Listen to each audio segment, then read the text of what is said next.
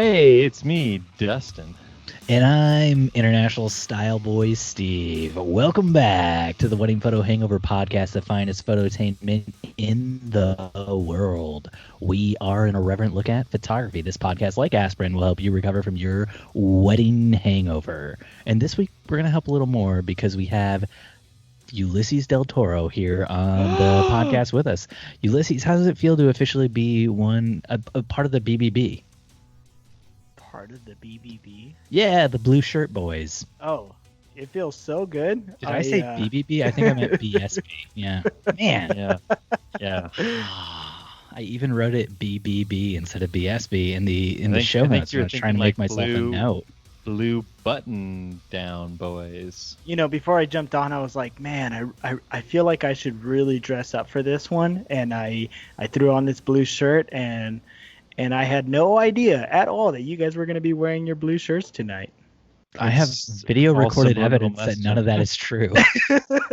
Video recorded evidence that you came to this podcast in a sweaty tank top and were like, oh, you guys are wearing shirts? I'll put a shirt on too.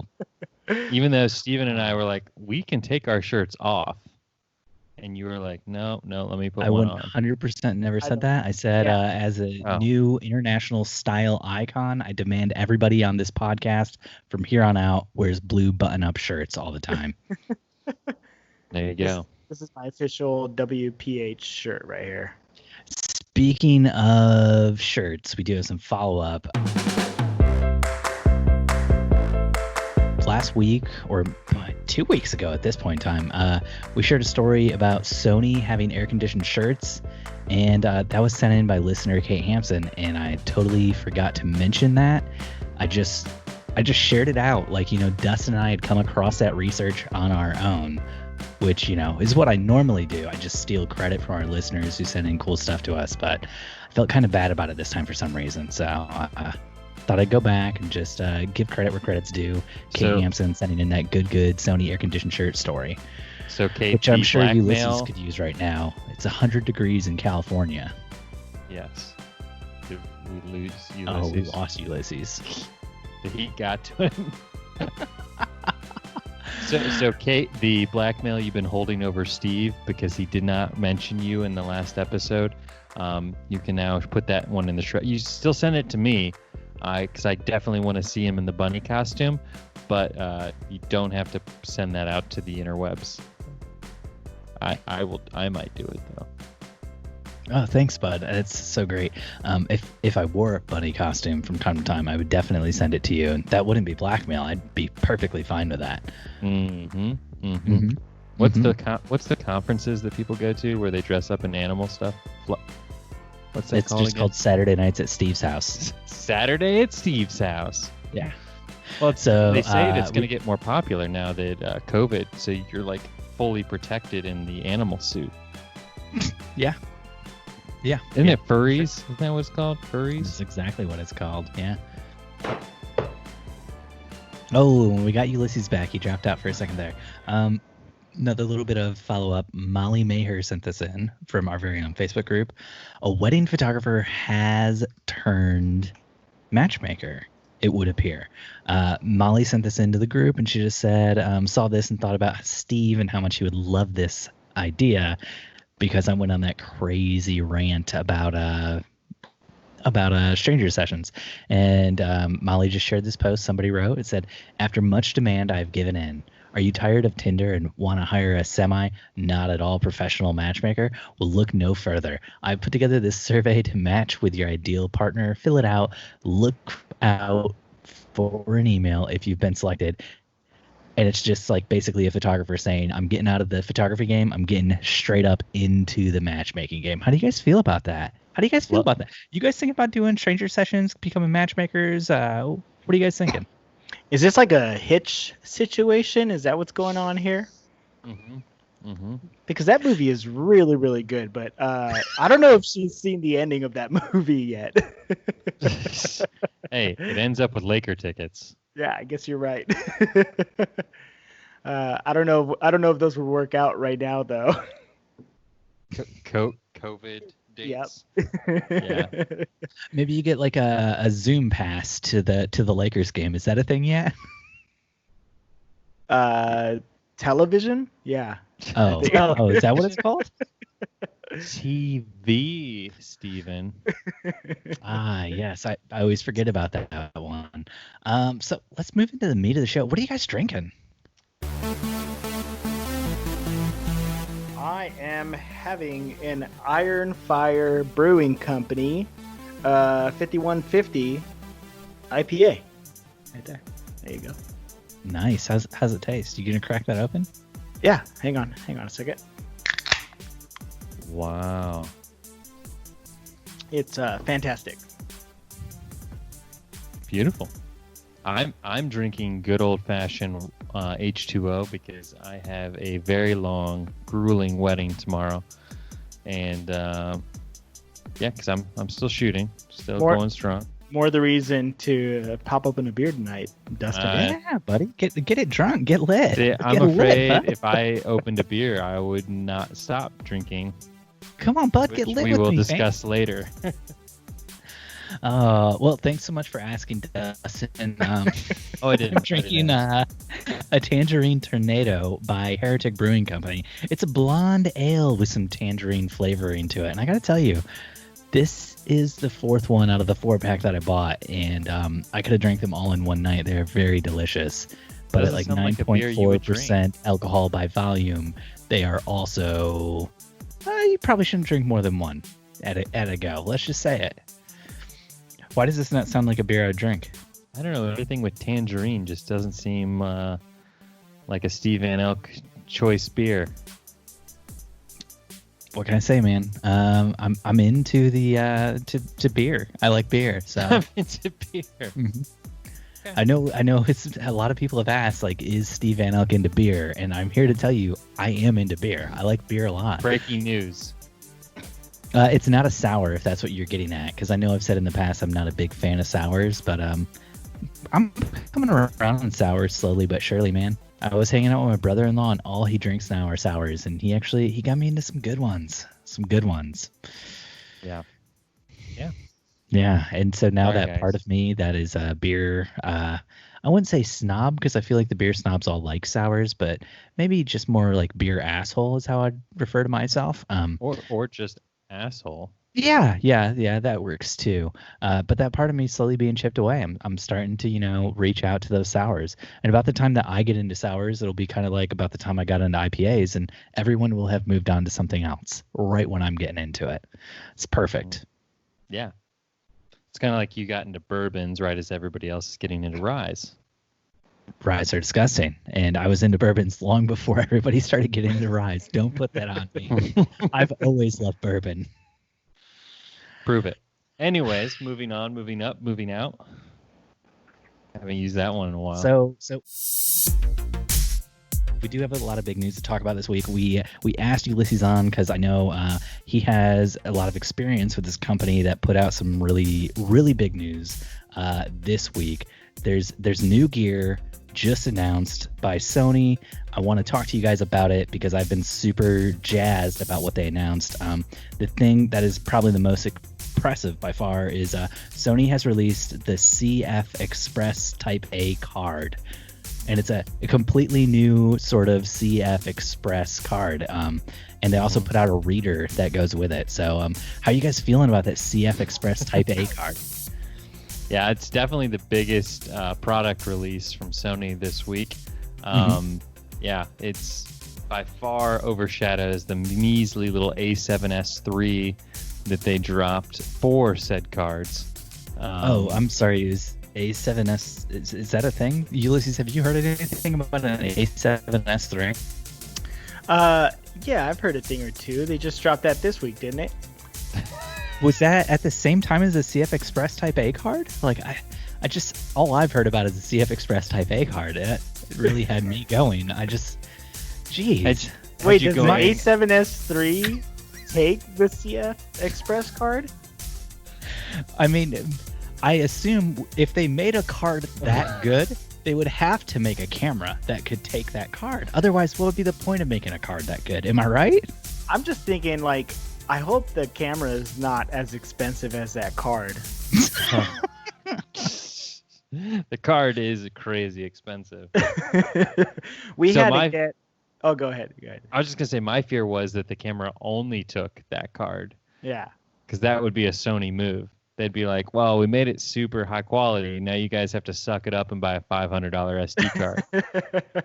No, they made it so you can use the SD cards as well, I believe. Yes. I mean, yes. that is the second biggest innovation we've heard this week from Sony. They actually created a card dock that takes both CF Express Type A cards and SD cards. You can, choose one or the other. And it's not like two separate cards, slots in there. It's just one card slot you can put either one of those cards into. But it's also a dual card slot. So does that mean you can only put one CF card and one SD card in there? No, No, it's dual. but either There's or. two CF Express Type A / See, it's really SD card confusing slots. because it's called CF Express when it's in fact an SD Express is what we need to be calling it.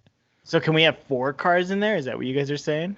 No, Nope, you can only have still two. 2 cards. It's I'm just gonna the cards need themselves. you guys to really just draw this out for me so I can get a really good idea of what's going on here. So the new cards that Sony released are the exact same shape and size as an SD card, but they record as fast as a CF Express card, which is typically what you would use for some of the higher end cinema cameras for Canon and Blackmagic and a couple of the other big players. I see. The CF Express Type A card is not the same size and shape as the SD card. It's a little bit thicker, and also it's squared off on every side. It's all said right angles. Relatively the same shape and size, so that you can put either card into the same slot. No, the slots actually they're weird. They're not like normal slots. because the SD cards are they're wider, but the CF cards are CF Express Type A cards are thicker. So it's basically we use the same pins, but the slot is skinny and then it gets fat. So I don't know why you're pushing this weird thing that the cards are the same, because the cards are not the same. It's not like you're going to get a CF Express Type A card and confuse it with an SD card. They're very different. I do agree with Dustin. It has a similar shape to the SD card, whereas a CF card has a similar shape to a now I got myself confused. That's what I'm talking about. Welcome to the black hole. You let Dustin get into your head. Oh no! Inception, baby. Oh, okay. So, more big news from Sony. They've got brand new touch menus that they've created, which is amazing. So how painful is this for you, Dustin? It's painful. It's painful. It's painful for our listeners. I'm putting myself in our listeners' shoes, thinking gosh, I've been waiting. This is literally the video camera I've been wanting Sony to put out for the last 4 to 5 years. Here it is. Finally can pre-order it. And Steve's excited about the cards, and he's excited about the touchscreen menu. Next thing he's going to say is how excited he is about how bright the screen is now. It's the brightest LCD screen of any camera out there. Okay, well, I mean, Not we to did mention bring that it shoots Ulices 4K, on. 60 frames per second. We did for bring up to Ulices on, 1 so you'd hour. have somebody to fanboy with this week. Jeez. I'm surprised that Steve's just excited to talk gear talk on this podcast. Are you kidding me? It's all Steve ever wants to talk about, but he pretends like it's me just so that he can talk about it. Steve was excited to dick around and waste everyone's time while he talked about bullshit nobody cares about. So Ulysses, are you Excited to pre-ordering make this? Dustin upset. Definitely that's going to be a no for me, Dustin, but I'm not gonna lie. What I was talking about switching to this Canon. camera. Switching to Canon. No. No way. I was talking about this camera with Steve, and he's the one that actually told me about it before I actually looked up the specs, and I was kind of thrown back by the megapixels. What is it? It's 12. megapixels. You know, AKA all you need. yeah, I guess, but You know, the iPhone shoots 12 megapixels, and when I recently put out something about the iPhone and whether or not you could use it for professional photography, basically every Sony professional saw that. photographer I saw said that you couldn't print those out large, so no, you could never use it for professional work. So, Or Well- Sony saw your article and they're like, God, these look pretty good. I guess we only need to go to 12 megapixels, guys. Stop the R&D on pushing this thing to 16. Steve is a big influencer, so I can't imagine how that reached to Sony. No, you know what? I am a wedding photographer first and a videographer second, and the reason I switched over to Sony was because the A7 III gave me the best of both worlds. So for me, this camera is video heavy, and I'm always going to need a camera that can do both. So that's going to be a negative for me on this one. Yeah, it's funny. So the A7S series within the Sony lineup is supposed to be Sony's high ISO flagship camera. It's the camera that they designed to perform the best in low light. That was when Sony first got into the SLR market. That was something that they thought that would very well differentiate their brands.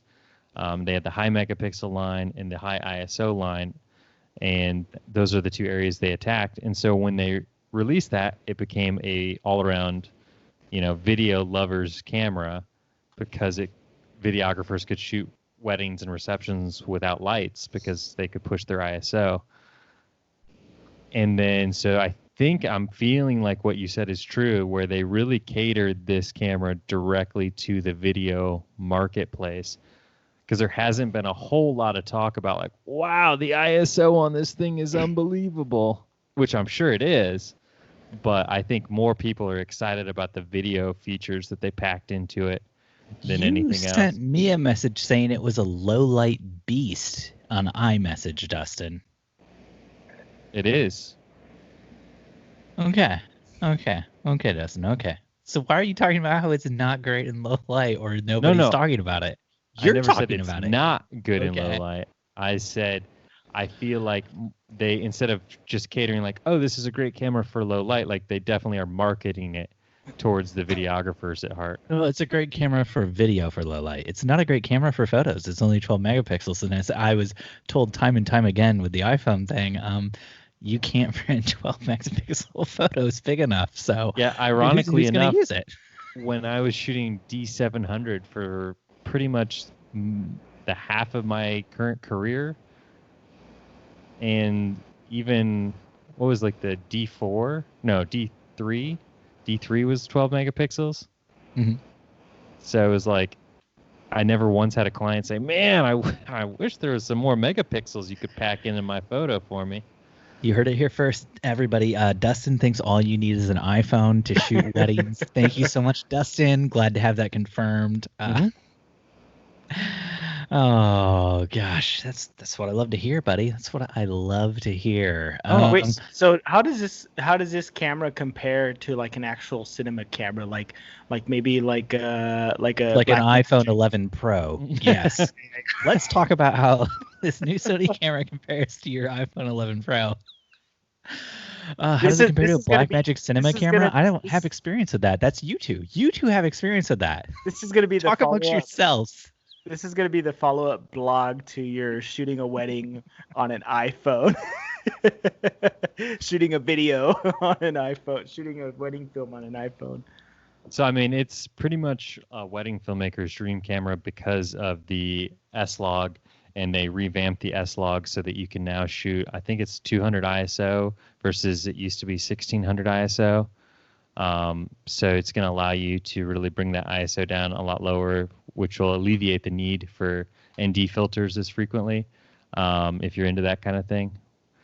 But so that's really cool. It's got the 4K 60 obviously is the biggest feature that everyone's fanboying or girling over. It says 4K up to 120, is that right? Yeah, you can go up 4K 120, but the bit rate's still pretty crap on that. So, I mean, it's great that you can do it. Don't get me wrong. But like, as far as like the best image quality possible, I mean, 4K 60 is going to be really where it's at as far as slow-mo goes. But it's nice to have in the clutch to do the 120 for, you know, say sports or something. But it's still, I was talking to my good buddy Luke McBride of Unscripted Visuals about it yesterday, and he said from the sample footage he was seeing, it was still not quite giving the filmic look as the Blackmagic stuff. So, but everything I saw, and I'm way less picky than he is, looks amazing. It looked great. It looked just the equivalent of the FS7 and like the higher end Sony camera stuff.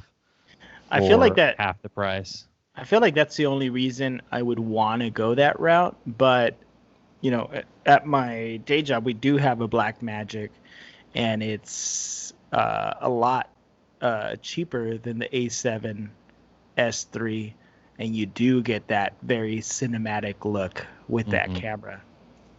So I don't know. I don't know how I feel about this.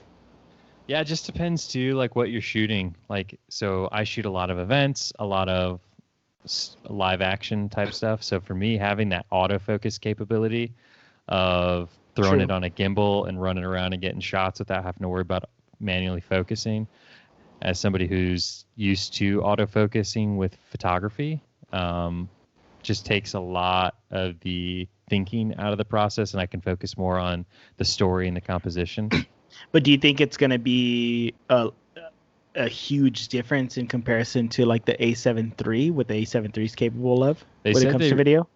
They said it has the same autofocusing system that the A7R4 has, which I've never played with that camera, so I don't know how much better or the same the autofocusing is in that camera versus the A7 III. But so I can't say without having held it and tested it and played with it. But I'm sure it's going to be better than like the A7S2, because that thing's not the greatest at autofocus. But I'm going to wait. I know you guys haven't asked me yet, but I'm going to wait and get one next year, just with weddings canceling and rescheduling. I'm going to wait till it comes down a couple $100. $3,500 is just a little too steep for me at this point. Whereas like Ulices said, all my clients are going to be plenty happy with the results that my A7IIIs are producing. Yeah, I'm hoping the A7IIIs go down in price another 100 or two, and I'm just going to keep buying more of those. Well, what you're going to see is a lot of people selling theirs used. You're going to see a lot of them hit Facebook Marketplace, I bet, in the next month. I love the A7 III. It's a great camera. Absolutely. And I feel like it's going to last me a long time, so I wouldn't mind picking up a few more of those. The only thing I thought about doing with the A7S3 to make it worth the purchase is for any new weddings that come in the door, offering them a 4K upgrade, like for an additional fee. Like, hey, if you want, we can now offer your wedding film in 4K. Did you get a new iMac so you can edit that? Yeah, I plan on doing that next year. Your new iMac Pro came in, or because I know you bought one and then you had to like send it back, and then you got another one, but then that one was broken. No, I didn't get another one. I've only had one that I got and then sent back. Oh no, I did get two. You're right. But I got them at the same time. You had like a discount from an Apple employee. Right. I bought one, and then a past groom of ours that you and I both have, he was able to hook me up with his employee discount, and that was super sweet and kind of him. Thank you. And I got it, and it was a refurb, and it stopped working after about a week. And so then I sent it back, and they no longer carried that in the refurb type state. So now I'm just waiting, because he told me I should wait till next year, till the new version of the computers come out with the new... Oh, you can't share that. Are you trying to get him fired? You watched the developer conference just like the rest of us, Steve. I don't know what you're talking about. Are you saying there's going to be an ARM iMac? Is that what you're saying? Are you trying to get our friend fired? Oh my gosh. I didn't say that nor deny it. So let's talk about the big news because I'm bored with all this Sony talk. So the Sony A7S3, it's overheating, isn't it? It's because it's so damn hot, Steve. It's so hot. It's only So- overheating where Ulices lives. So the big where it's 100 degrees every day. So the big news about the Canon EOS R5 has been that it's overheating when people are Overheating as well. shooting 8K and in 4K at 60 frames per second. And when the Sony came out, the initial reviews that people were posting were, oh, it's not overheating. And then some people started shooting with it outside in sunlight. And at 80 degrees Fahrenheit outside in sunlight, it overheated faster shooting at 4K 60 frames per second than the Canon R5 was overheating outside in direct sunlight. So it's like it's weird, dude. It's like you can't make a mirrorless camera that can shoot outside in the sunlight Do these camera without it manufacturers not overheating. test it in outside conditions?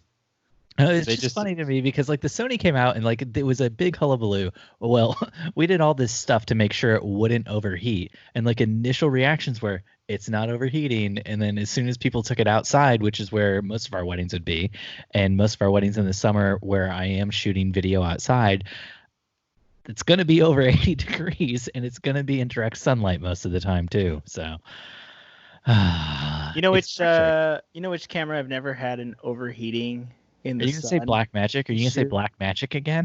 I'm gonna be so angry if Black Magic gets brought up one more time on a photography podcast. No, I was actually going to say the A7 III. I've never had an overheating issue with the A7 III. I've shot video in the sunlight in 90-degree weather, and my cameras are just fine.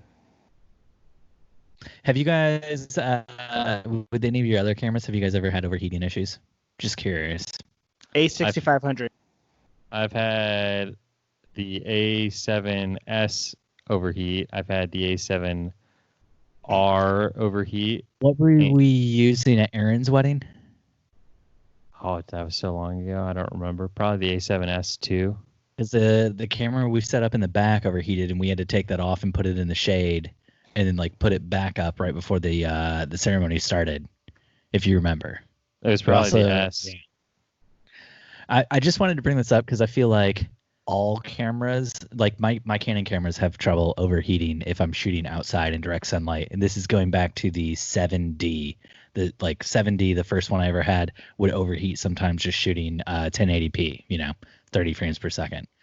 So I don't know. I feel like the overheating thing's definitely an issue that people have to deal with, and it's great that Canon has now said that they're going to delay shipments of the R5 and R6 by possibly up to 4 months. They're possibly not going to ship now until November because they're trying to fix the overheating issue. So that's great. If we could get a camera that performs better, that'd be better for everyone. But I feel like overheating, especially when shooting video, has just always been a problem with DSLRs and with mirrorless, because that's been my experience. Like I have burnt out pixels when I shoot video on my Canon 7D because the sensor overheated so many times when I was shooting video with it. When you shoot photos, it has like the dust delete or whatever, so like you'd never see the pixels that are burnt out. But when you shoot video, it can't do that, so you have like 2 white spots, and it's frustrating. It's very frustrating. You think pretty soon when we go to order a mirrorless camera on like Amazon or B&H or Adorama, like you're gonna see like commonly bought with umbrella that mounts to your hot shoe. Well, I have a fix for this that I just wanted to throw out there, and it ties into a bit of follow-up we had. That's right. Kate Hampson wrote into us about the Sony air-conditioned shirt. Buy a Sony air-conditioned shirt and just wrap it around your mirrorless body when you're shooting. Problem solved, right? You can shoot all day with that baby now. Yeah, I saw somebody, I can't remember the manufacturer, somebody posted in our Facebook group, a third-party company that was making like a little fan that you attach to your A7, or no, it was the Canon camera. You attach it to the new Canon camera behind the LCD. They would like blow air at it to cool it off. I've been on shoots before where I've seen people take a bag of ice and put it on top of a DSLR while they were shooting. And this is before these new ones came out. So like this whole overheating thing it's not new to people who shoot a lot of video. It's just new to people who are like the biggest uproar I feel like I was seeing was people who shoot weddings because they are outside and they are in the sun a lot. Yeah. So it is a big problem for them. Well, and it's the only time, especially during a ceremony, where you can't just be like, shit, my camera overheated. Like, can you guys just 1 second hold ceremony, please, real quick? Let me just swap this body out. Yeah, you can't do that. So, and that's 90% of the time when my cameras have overheated has all been in outdoor ceremonies where the cameras are all set, ready to go, and then the bride's like dicking around, taking her time, and then we're like half an hour late, and so then my camera is like halfway through the ceremony overheat. Wait, Dustin, have you had overheating issues with the A7 III though? I can't say that I have with the A7III. It's tough because so when I set up a ceremony, it's like whatever camera I have, I just throw in certain spots. So I don't really always memorize which, because I have an R3 and then I have the 2 3s and then an S2. When you overheat, do you typically blame it on the bride? I'll typically blame it on whoever was manning that camera. I'm just trying to figure out what gets you hot, buddy. That's all. Steve's fault. Oh, so I get you hot. That's what you're saying. Okay, got it. You get us all. Yeah. You get us all hot, Steve. I'd just like to know what fires you boys up. I just look at your eyes and wonder what's beneath the mask. Wait, what? The mask doesn't cover my eyes. Oh. I look like we were. Never mind. I digress. I was shooting something one time. It was like a series of educational videos, and they were meant for use in the Middle East, and so they're in a different language. And it was a studio shoot, and we were shooting with the 7D for this whole thing all day long, and it overheated twice, and got too hot. Just had to take breaks. Yeah. Must have been hot. It was just like, hey, we're gonna need some time to chill out and relax. But meanwhile, like at that time, I didn't know that I didn't know. I had never had a camera overheat on me before that point in time in my life. So I'm just like sweating, like, oh my gosh, is the camera ever going to work? What's going on? I'm like frantically like Googling on my iPhone, trying to figure out what's happening to me right now. Oh man, that was a terrible situation to be in. Sounds like you should have switched to Sony a long time ago. Yeah, sounds like it. Maybe, I don't know. At the time, Sony didn't really exist. So as a camera brand back when I was shooting on the 7D, it's been a while since then, and Sony's like a major player now. That actually I don't know. Can do video. The Sony Cybershot has been out for a long time.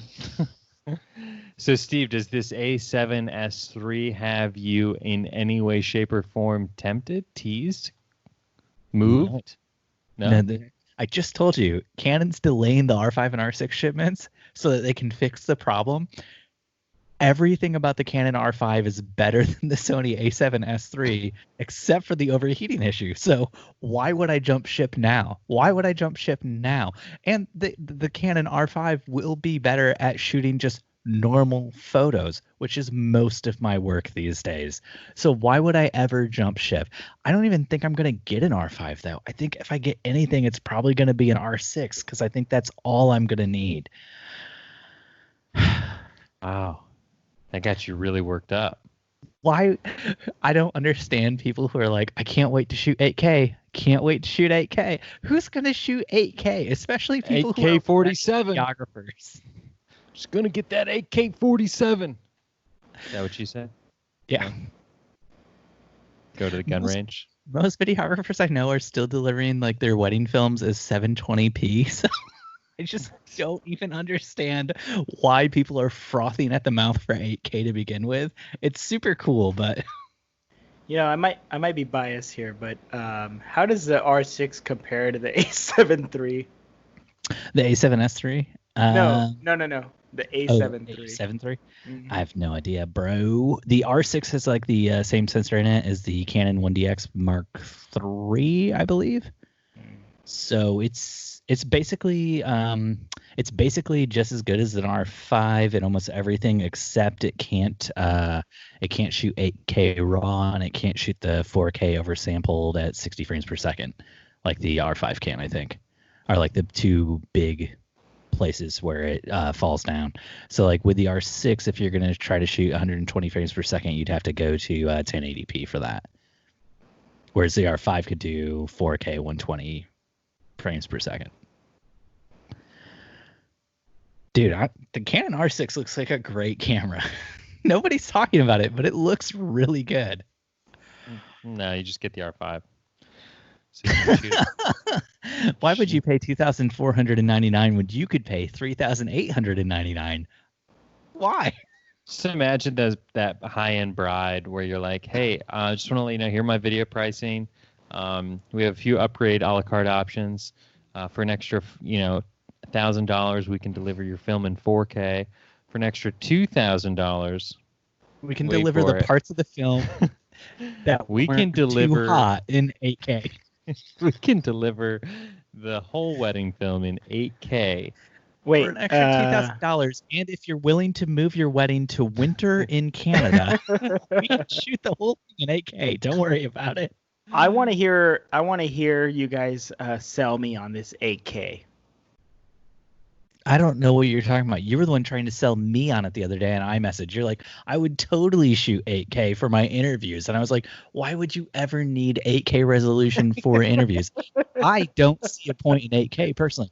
Most people in their houses, they do not have the space from where their television is on the wall to where they sit to be able to notice the difference between 1080p and 4K resolution. So why would anyone need... I can notice the difference on our TV. Oh my gosh. Steve, you're being very negative right now.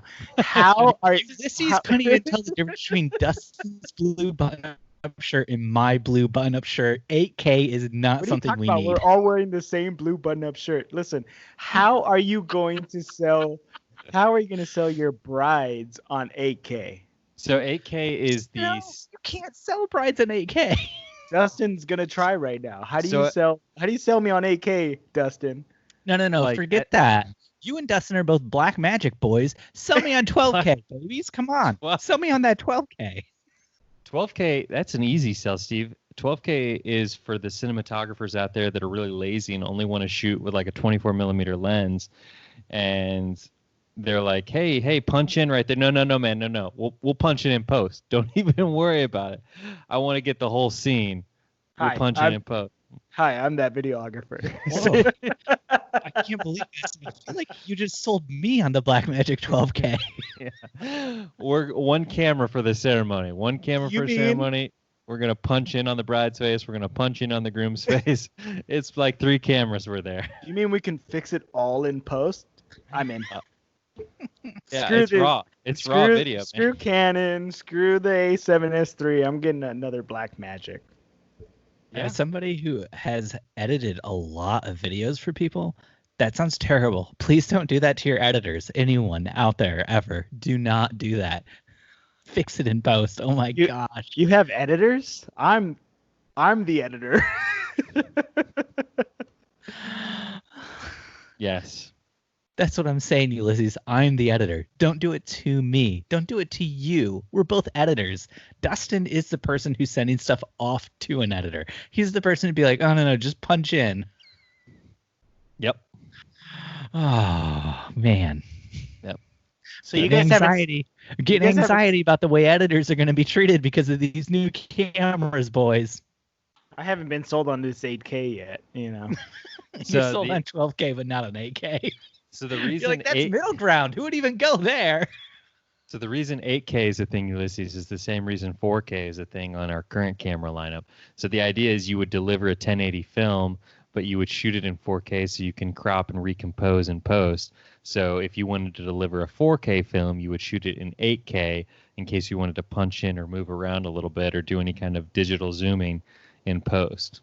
Wait, is this how you're selling it to your bride? Because No, this is how I'm selling not it to gonna- you as the they're not consumer gonna know. of the camera. No. How are you gonna sell it to the bride? That is my question, because the bride's gonna just go, what?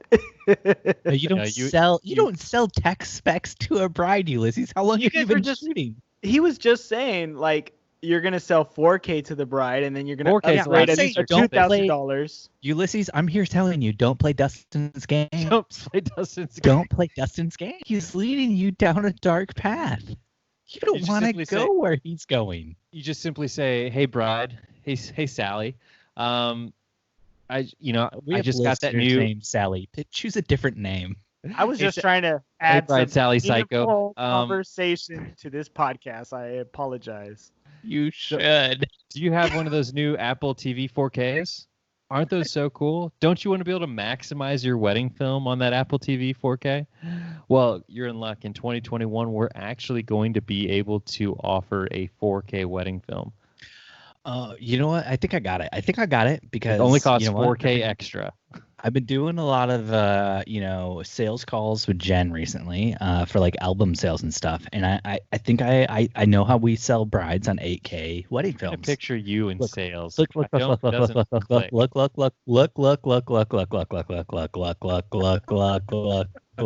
look. Are you listening? Jeez, just trying to talk right over me. Wow, to make your abusive points. This is how you sell a bride on an 8K film.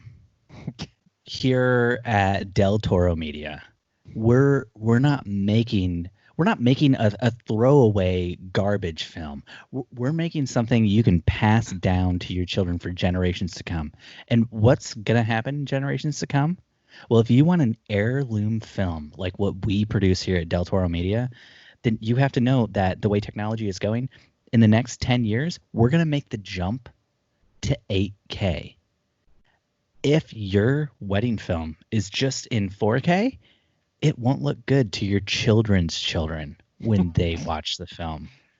Have you seen the Last Dance? Have you seen the Last Dance documentary? Because I was watching it the other day, and there are shots on the basketball floor with the basketball boys, Scottie Pippen and Michael Jordan, and they look pixelated. They don't look good. Do you want a wedding film passed down to your grandbabies that looks pixelated and don't look good? I don't think so. I want you to have the highest quality film, a Del Toro Media film. Let us future-proof your wedding dreams. Yeah. Sold, Ulysses? So you're buying an R5 or a You've Blackmagic 12. heard of life Those are insurance, right? You've heard of health insurance. Think of this as future insurance for your wedding film. And to make sure that your grandbabies can see this film, we're going to store it on the Wedding Photo Hangover Ultimate Lifetime Video Storage bin player box. Dustin, help me sell this. We have to make a new product quick.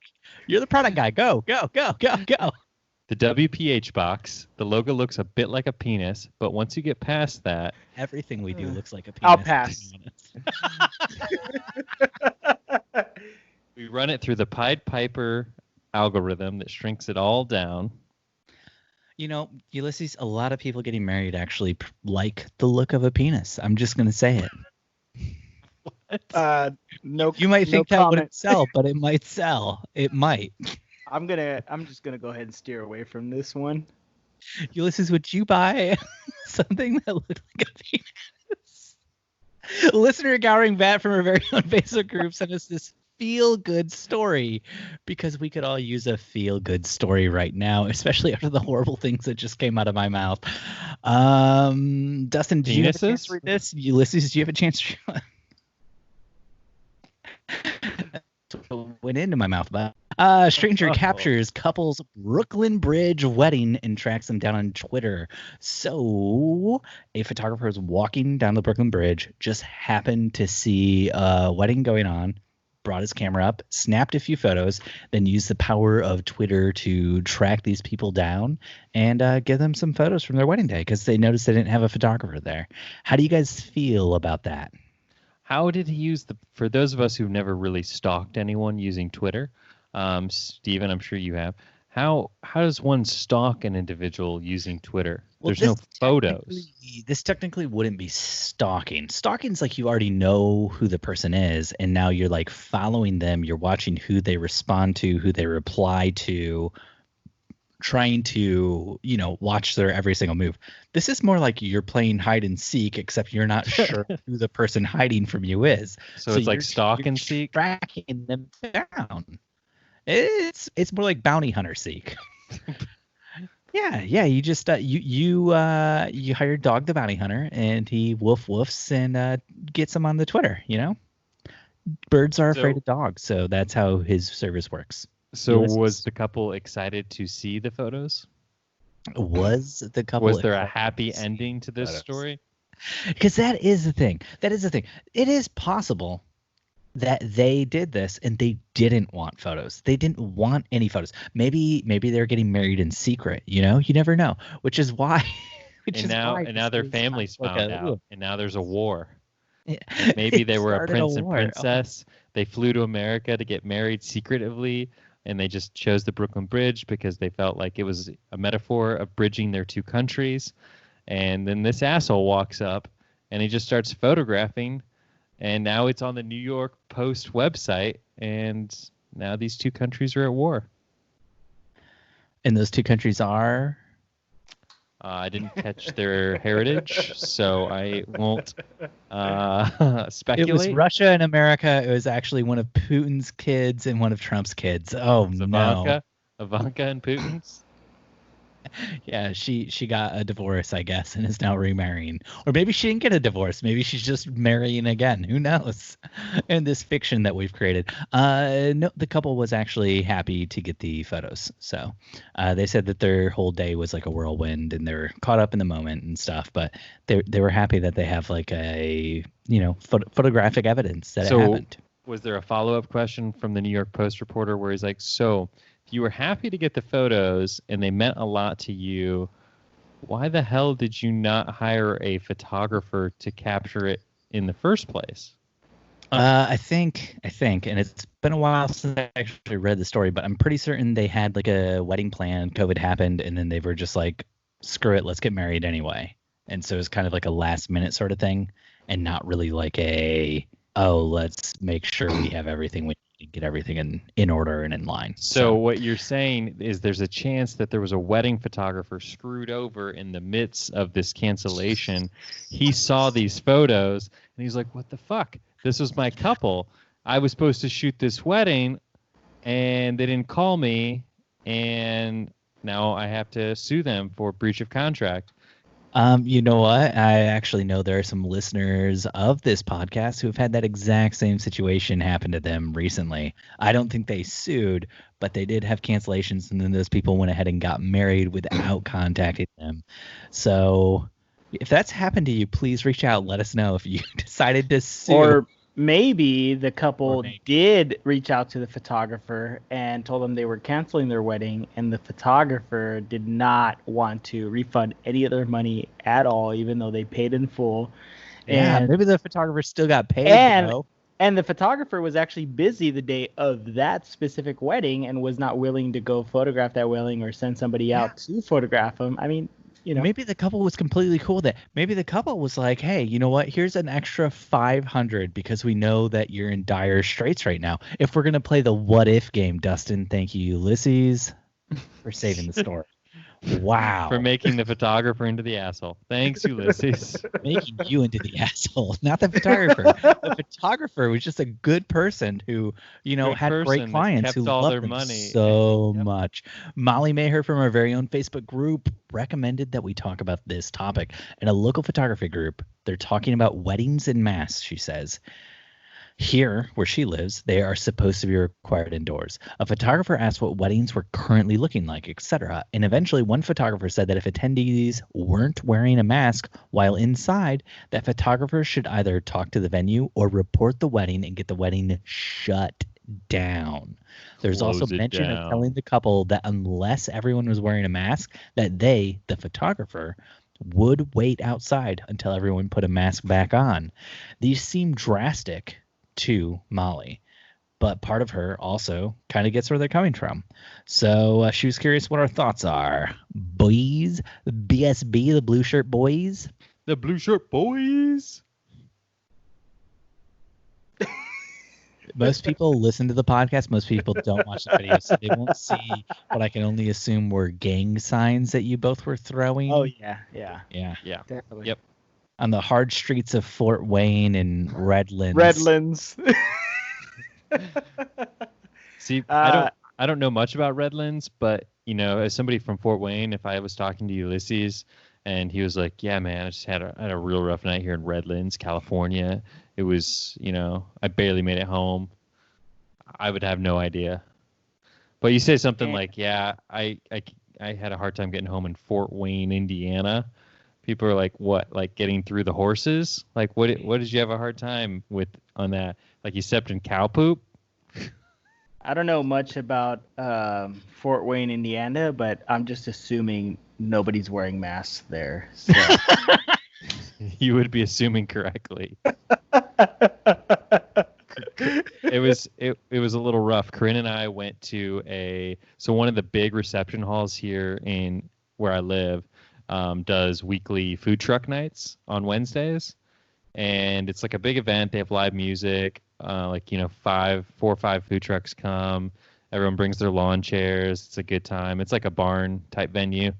And so they made, a few days before the event, they made a big splash with their social media post saying that they would not be enforcing mask wearing at the event due to it being a private property with 16 acres for plenty of room for people to spread out and social distance at their own, desire. And got there and it's just everybody giving each other hand jobs, like breathing in each other's faces. Yeah. So then we got there. That's a Fort Wayne wedding for you.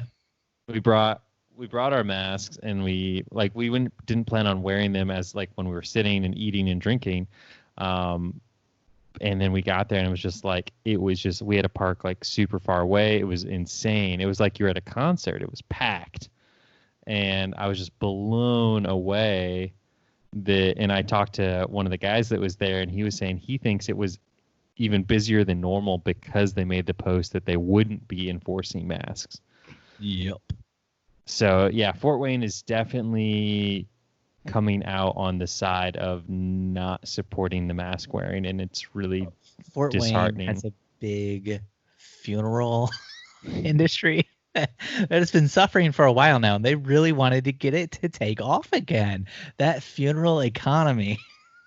Dustin, are you getting more requests for to photograph funerals by any chance? I'm just curious. No, I'm not getting any requests for it, but I did at the very beginning of COVID get contacted by funeral homes asking if I could live stream funerals. Oh my gosh. And I gave them like just some arbitrary price, and he's like, "We can't pay that." And I was like, "Then obviously their death is not that important to you." Wow. Who are you to put a price on their death?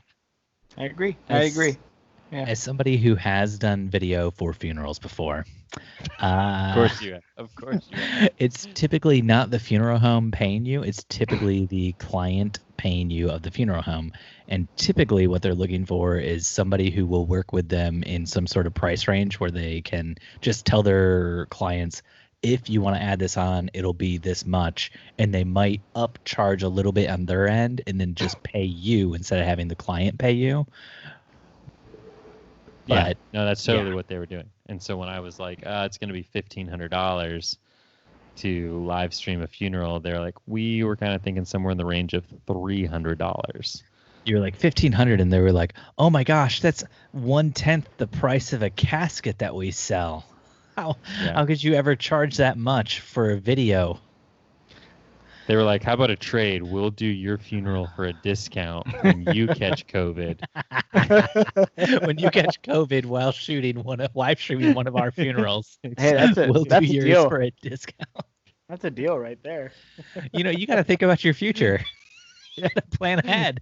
Just like shooting 8K, baby. Yeah. I bet you can get your whole family in on that contract. all in one casket. That got morbid fast. Yeah. So what's going on in the world of Van Elk? What are your mask related wedding thoughts? Could you speak into the microphone and not like off to the side and then into it and then off and then into it? Sorry. As the person who edits this show, I'm just thinking about how frustrated I'm going to be at that moment just now where you like leaned your head to the side. Sorry, guys. I'm angry and drunk. I'm angry because of the mask stuff. I'm not actually drunk yet, but we can fix that, boys. We can fix that. More beer. So absolutely. That pretty much sums up my question into what Steve's thoughts are about weddings. What are the masks? What's the mask situation like? Right now, because we didn't have anything in our contract before COVID hit about masks or about people wearing masks, we would have to default to things like our clauses about like photographers being safe, and whether or not a photographer could work in unsafe conditions. So if we wanted to enforce this, that is what we would fall back on is, hey, we can't actually shoot in here while you guys are getting ready because nobody's wearing masks, and that creates an unsafe condition for our photographer. And when you guys signed our contract, you gave us permission to say no to things like this if it was unsafe. In practice, what has happened so far is I have still shot inside of tiny rooms with groomsmen, and I have stood in the corner as far away as possible and shot with like a 50 or an 85 or sometimes a 70 to 200. And it has not been fun, but yeah, so I don't think it seems drastic to say you wouldn't go in and shoot something if people weren't wearing masks, to get back to Molly's question, because there are people who are immunocompromised. There are people who are more at risk than, say, I am. Somebody who literally can eat, drink, do whatever he wants because he has no health conditions that he knows of. So am I incredibly privileged? Yes, I am. And I understand that, but there are other people out there who aren't going to be able to make these same decisions as me, because like if they're around somebody with COVID like that could be like, not like for me, if I'm around somebody with COVID, there is a chance I might get sick, and there's a chance that could end poorly, and ending poorly, chance that means death. You know, like the percentage of risk I'm undertaking by shooting a wedding where somebody might have COVID is considerably lower than most other people because of my age, because of my health, stuff like that. If you were immunocompromised though, and shooting something like this would mean for you, there's a much higher chance. Living with someone that's immunocompromised. Then I could definitely see saying something like, hey guys, I can't shoot this unless you put masks on. And you have to know, like any situation, even though this is a health thing and it's scientifically proven that like, hey, this is dangerous, very dangerous for me, because we live in America and everything's politicized, there will more than likely end up being somebody who's like, I'm upset about this. I would just say your best bet is to talk to your clients in advance, let them know what's going on with you, especially if you're immunocompromised, and just say, we really need people to wear masks, or I need to be able to stay 6-10 feet away from everybody. And I really need you guys and your bridal party family to respect that on the day. And if they don't, I will have to leave. And this is not me being like a liberal cuck or whatever you want to say. This is me, looking out for my own health and my own best interests, because I don't want to die because of your wedding, and you don't want me to die because of your wedding. Mm-hmm. Oh, so man, Ulises, what's your thoughts? Well, I live in California and masks are required, so I don't see what's so hard about that. I'm going to cry. So you've done weddings, Ulises, since the masks have gone into effect? Hey, Ulices, Del Toro Media hiring? Just throwing that out there, buddy. I've Redlands real quick.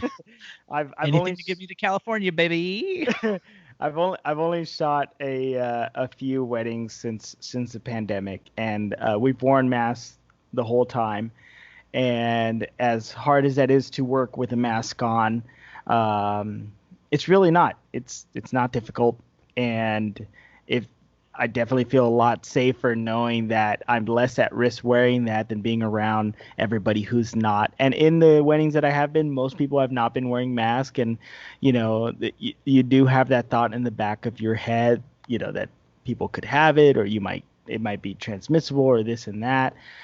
And recently, this week, I actually just got tested for COVID, and I saw how easy it was, and it's free. And if you're going out and shooting or photographing people, or just working in general, and it is provided for free in your area, then I don't see why you wouldn't just want to get tested regularly. After doing this one test, for my day job, I'm going out and shooting at least once or twice a week. So I'm just going to start getting tested every other week just to be safe. Ulysses, can you tell us what the process of being tested is like out there? They stick something in your penis, right? No. All the way up your penis. They actually stick another person's penis inside your penis. It's the only way. If that was the case, I'm sure you guys would have already gotten tested. Oh, Steve is I've been tested several times. I don't know what you're talking about. Steve is also a test giver.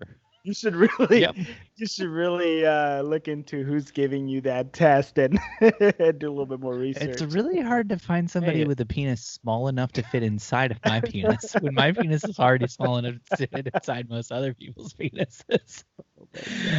I'm glad this is where we went with the podcast. Hey. Oh man. You know what? Anybody with a clipboard. I was expecting the test where they swab, they say that they tickle your brain. They stick the swab all the way up your nostril. But before I went and got this test, I did a little bit of research, and apparently there's different tests that they're doing now, and one of the newer ones is where you do it yourself and you swab both nostrils, and you don't have to go up that far. And that's exactly what my test was. I didn't hear you say anything about penises there. Are you sure that was the newest test? That's what they swabbed with. So this new test had nothing to do with penises, and you should definitely report wherever you went and got your test done. Because there shouldn't be any penises involved. It was a male strip club, I think, is where Steve went. It's Steve's on a Saturday night. He got his COVID test and COVID on the same night. So, Ulysses, just to backtrack. So when they give you the test to put the thing up your nose, that's also what inserts the microchip that's going to be tracking you for Bill Gates? Is that? No, that's your mask that does that. The mask you bought off Etsy is actually going to microchip you. I don't know, but I do keep hearing this weird beeping sound every 12 hours. You need to plug it in to charge it, Ulysses. Okay. You got to put your nose to one of those wireless Apple phone chargers. Yeah, there you go. Put that up your nose. Like Josh Withers in our very own Facebook group asked if anybody owned stock in Kodak, because Kodak is making the pivot of a lifetime right now. Isn't Kodak based in where'd you go to college again? Rochester, New York. Okay, yeah. Right at the Rochester Institute of Technological Advancements for those who are incredibly amazing and usurpably talented, I think. Can you repeat that title? That exact it was same Rochester Institute for the Clinically Insane. That was our sister school. I had to go there first to transfer in. What do you guys think about this big change? Kodak's getting out of the camera game. You know what I'm saying? Yeah, it's sort of they're what we call Breaking Bad. They are becoming big pharma. Crystal meth. They're becoming big pharma. What are they doing instead? I have not looked into this. They're like Dextrol and all those chemicals for making film and developing paper. They're like, I feel like if we just tweak the recipe, we could probably make some sort of a painkiller or some sort of a drug that people could ingest. So let's get into the drug making game. Some exec at Kodak was like, I've been mixing all of our film developing chemicals with my cocaine. And it's kind of like insulin now. I have never felt healthier in my entire life. Speaking of companies that are making big pivots, GoPro just released a lifestyle brand. They're actually going to be they're making like camera bags, hats, backpacks, all sorts of non-camera/video photography stuff. What do you guys feel about that? They're pretty desperate, aren't they? Yeah, that's like, all right, guys, the drone didn't work. Osmo crushed our camera. Let's see what can hats. Osmo Let's go and hats. iPhones and Android phones crush our camera. Let's if we're gonna get down to the nitty gritty of it, like, it's a rough business to be in right now. I feel like the GoPro is a really great camera, but for them to be coming out with upgrades yearly, like there's not much to improve on the sports waterproof. I mean, I know they have improved on it, but like I had a 8K. Hero. I had a Hero 3, and I feel like I can still use it today, and I wouldn't want to upgrade to a Hero 9 or whatever the newest Hero is. You know what I mean? The newer ones have considerably better microphones than like the Hero 3 did. That's one of the biggest improvements they made. I remember in-camera stabilization. In-camera stabilization too. Like there are definite advantages to it, especially like the newer ones. Does it make phone calls? Can you text people? Can you check your Instagram? Can't do all that stuff. Oh, okay. That's the downfall. Is like phones are the major killer of this, because as the GoPro has gotten tougher, like now my iPhone is waterproof or water resistant up to 10 meters or whatever. Does the iPhone have the in-camera stabilization thingy that the GoPro? Yeah. Oh, yeah. And their microphones. It has better audio than the GoPro. Okay, cool. However, devil's advocate, you wouldn't want to probably tape your GoPro or your iPhone 12 or whatever to your helmet as you go down a mountain. The last time I was at a water park, let me tell you, I saw several people there with GoPros taped to the top of their heads, and every time I saw one, I was like, you are a creep. Get the hell away from me and my family. I know GoPros have like a legitimate function, which is like extreme sports, hiking, such as diving, water parks, all that kind of stuff. But I see people at water parks all the time with them, and I'm just like, why would you do this unless you're a creepy asshole? You would do it if you're like a travel agent who makes a YouTube channel about your travels. And you're a creepy asshole.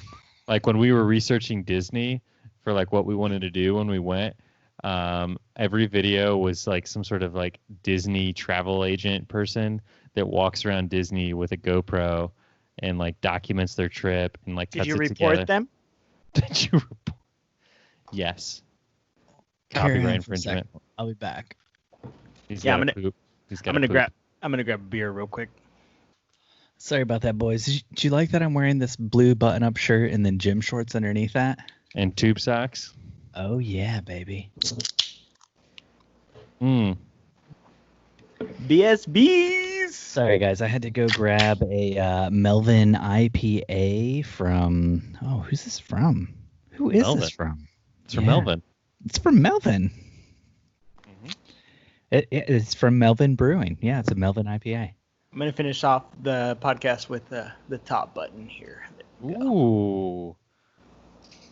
I was going to go down a button. We have Kip from Napoleon Dynamite on the podcast with us.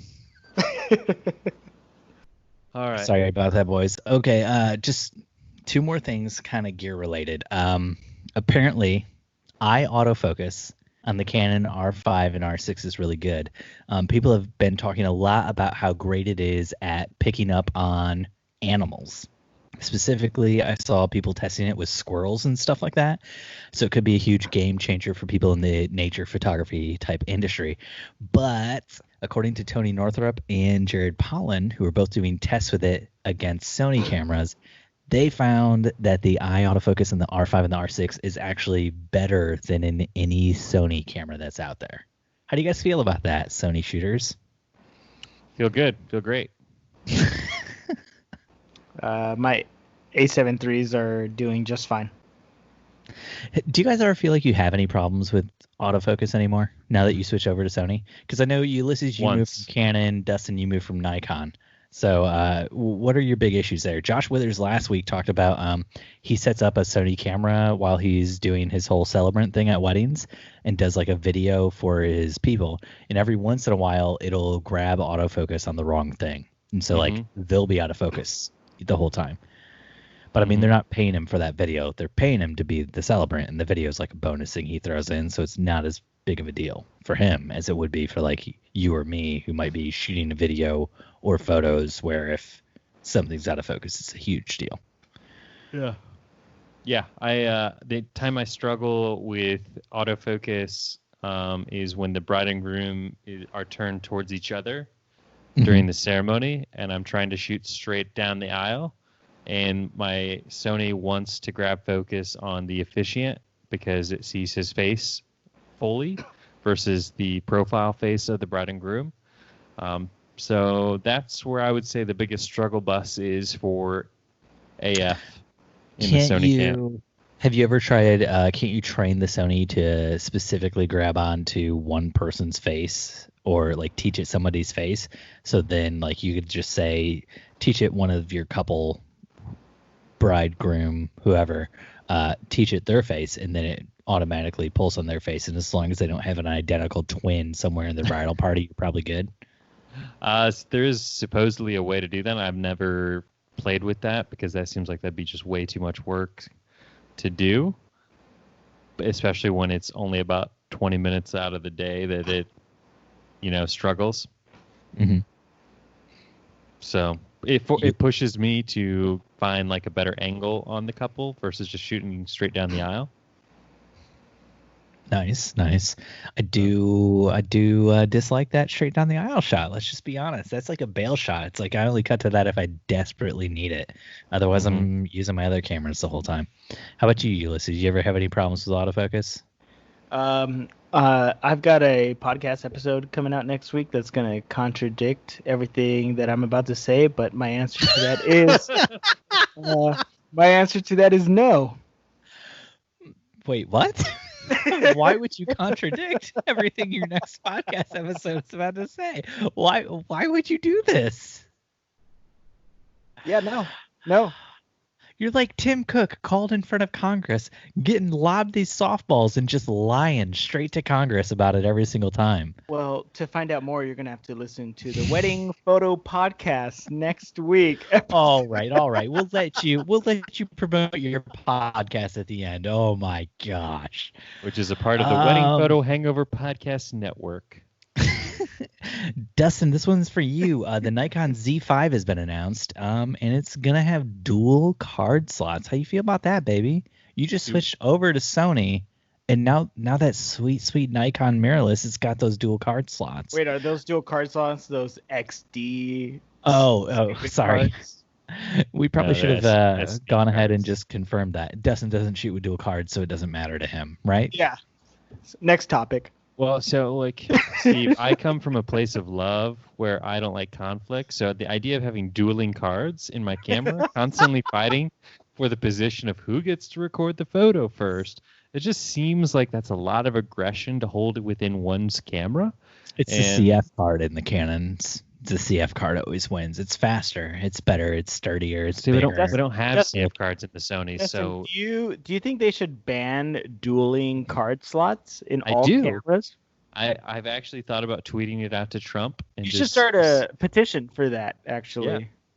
Ban on dueling. I mean, he's getting rid of TikTok. I saw breaking news today that TikTok is being possibly executive ordered out of this country. So I'm glad I didn't invest too much time and energy into that. Ulysses, are you going to be okay? I know you spend a lot of time on the TikToks. They filled my heart with joy. If everybody can go to my TikTok, Ulices Del Toro with 2 eyes immediately, and just like all of my TikToks, that's gonna be. And then immediately subscribe to Instagram or something that'll still be here in a week. Is that where this is going? No, baby, just give me that instant gratification. Get it to me real fast. If anybody's still listening, just go follow me at Del Toro. If anyone's still listening, this is about the time of the show where they start tuning in. Social media is ephemeral anyways. Who cares if TikTok's gone next week? I'm going to hop on that next thing, baby, and then I'm going to run right away. Let's do some Q&A. But Steve... Maggie from a random Facebook group says, okay, so one more question, y'all. Don't laugh. I'm new to the videography side. I just had a bride tell me that her wedding photographer said that she is not allowed to have a videographer at her wedding, and that if she is insistent on wanting a videographer, it has to be a friend of the photographer's. Is this normal? What? I'm a wedding photographer, and I've never told a bride she couldn't have a videographer. I'm aware it may just be an excuse, but I wanted to ask. Steve, the accent that you added to this question turned you on a little bit. Definitely sounded like it was from a very specific area in the U.S. Could you read that back to me as if maybe this was like from the UK or Australia or something like that? Dustin's actually our accent guy for all the foreign countries. Dustin, can you give it to UK or Australia? Sorry. I charge extra for my accents. Yeah, I'm willing to pay. Let's do it. Yeah, we'll take it out of the wedding photo hangover anchor budget. Oh, I was actually doing a withdrawal from the wedding photo podcast anchor account real quick. Password again, Ulices, was 1234. Yeah. All right, what am I reading in an accent? Maggie from a random Facebook group, and Ulices just wants to hear it in like a UK or Australian accent, you know? Dustin McKibben's go-to things he's famous for. I think specifically when he says UK, he's looking for maybe Northern Ireland or Scotland. Oh yeah, that'll work too. That'll work. The one realm I for sure can't do. Yeah. A mixture of all of them would be just fine. Southern Ukraine is okay? Yeah, perfect. Okay, so one more question, y'all. Don't laugh. I'm new to the videography side. I just had a bride tell me that her wedding photographer said that she's not allowed to have a videographer at her wedding. And what if she's insisting on wanting a videographer? It has to be a friend of the photographer's. Is this normal? What? I'm a wedding photographer, and I have never told a bride she couldn't have a videographer. I'm aware it may just be an excuse, but I wanted to ask. Brew. What was that accent supposed to be, Brew? No, that was amazing. No, Ulices, I want to hear where he thought that accent came from. I have no idea. Which country?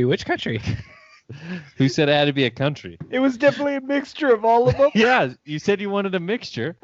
I went into the melting pot, put a little bit of everything in there. Oh, God. All right, so does anybody have an answer for this one? I don't even know what the question was. I read it, and I don't even know what the question was. Oh, man. So the wedding photographer said there was not allowed to have a videographer at the wedding. Maggie, this is super not normal, and I think this bride maybe just doesn't want to hire you. And she's pinning it on the photographer, but I've never met a photographer who would say something like this. I'm not gonna lie. We on the videography side, we do the flip. I will actually not work with certain photographers. Oh, yeah. I've actually, come to think of it, I have had a few clients who come to me and ask about this sort of thing, and I've just been like, Yeah, no. It's cool. Here is a list of videographers we will work with, and it's a list of every videographer in the United States of America except for Big Burrito Creative. Yep. And we've never had anybody ask to use Big Burrito Creative after seeing the list, so it's You know, worked out. you could just ask them what photographer they're working with and be like, "Oh yeah. I've definitely worked with name photographer, and so I'm on the list. No worries, we're good to go." I've definitely worked with a name photographer. I've always wanted to go name way back. I've always I wanted don't to want to name name my any business. names, but Name and me are close friends. Insert name here, videography. Okay, Dustin has to do the rest of the Q&A in that same answer because that was just amazing. Okay, but I've heard of photographers saying they won't work with videographers, period. I know photographers that really don't like it when they find out there's a videographer there. And I mean, as a videographer, I've had situations where I get really upset at the photographer because they're just awful. I haven't heard of a photographer not wanting to work with a videographer, but as a videographer, I have definitely felt a photographer not wanting to work with a videographer. No, my favorite thing I've started to ask photographers as a videographer is, so what typical focal length do you shoot with on a wedding day? Because I'm noticing a trend, especially amongst younger photographers, they'll shoot with one focal length all day, whether it be a 50 or an 85 or a 35. It's usually a 50 millimeter f1.8. I think that's what you're getting at. It's the cheapest lens they could find that'll produce decent results. So that's what I'm always looking for to kind of gauge then what I'm going to put on my gimbal. And so I have an equivalent focal length to what they're shooting with, so then I can judge how close or far I need to be. And why wouldn't you just shoot a professional quality level production on your own? Why would you try to match them? But every videographer knows that the best focal length to shoot at a wedding is a 24 millimeter. Come on, guys. You guys. So the last wedding video I did. Time out. This goes into my question or my answer. Zach Morris, timeout. Zach Morris. Most of our listeners are too young to know that reference, Steve. Oh, no. I'm closing your lips just like Zach Morris would close somebody's lips. I'm going to open Ulices' lips, and then I'm going to say time in. Now, Ulices, tell me about this 24 millimeter bullshit you said.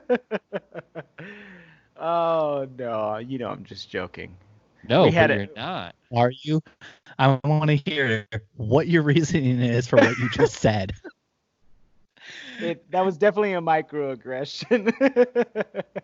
We had a videographer wearing a full gimbal suit, you know, the stabilizers, which is fine. I don't judge. Show up in a gimp suit. You don't judge. Got it. No judge. Like, that's cool. He's wearing the suit the whole day. This guy must shoot, you know, rubber ball mouth, or this guy must shoot like films all day. Whatever, it's his thing. But he had a 24 millimeter on for the entire wedding, and all of our wedding photos was him 1 foot away from the bride and groom the entire ceremony. It was fantastic. Well, yes. You know, he just loved that distortion, baby. He wants. And he's a friend of the bride and groom, so I couldn't say anything. So you just left him in all the photos when you had it.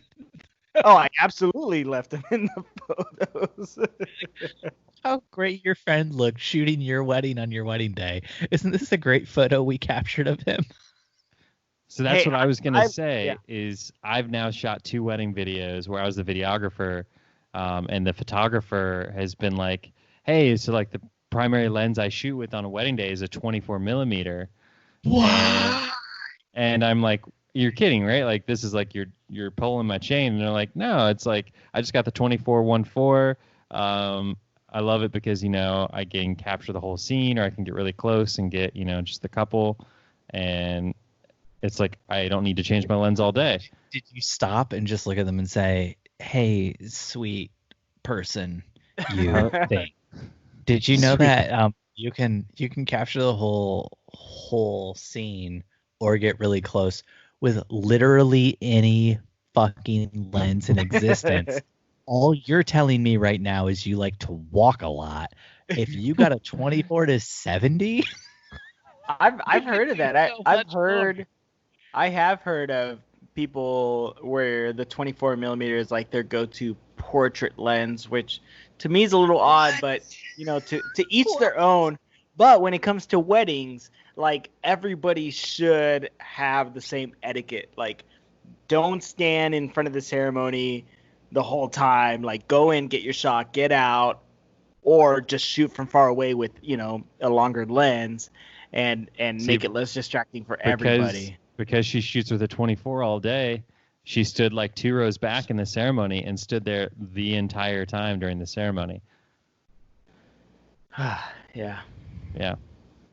And then just like first dances, she's just like circling them for first dances like 2 feet away because she's getting like whole body with that 24. No. I have drank enough now. You cannot complain about people circling people on the dance floor because you have done that to me while shooting video and I was shooting photo. So you cannot complain. Yeah. Yeah. Yeah. I see that you're still harboring a little bit of resentment there. About the pot calling the kettle black? Yeah, I am. Yeah. Let's just say I learned a lot from you, and now I know not to do that. You learned a lot from me bringing it up multiple times on this podcast. I just assumed you and Jen don't shoot the first dances. I mean, if you looked at our work, you would assume we mostly don't shoot the day at all. We do shoot late night snacks and portraits. Rest of the day off. Oh, Gary Harfield from our very own Facebook group. Oh wait, sorry. Do we have an answer for that? Yeah. Don't work with a photographer who says they only work with certain videographers because you're going to clash with them all day and it's going to be a terrible experience. Right? I think we're all in agreement. Don't work with Steve. Got it. Yeah. Don't shoot with a 24 millimeter all day. Yeah, got it. Definitely. Gary Harfield from our very own Facebook group says, oh, sorry, Dustin, did you want to take this one? Oh, sure. Your accent. Your transatlantic accent. Transatlantic. Hello there. My name's Gary Harfield, and here's my question.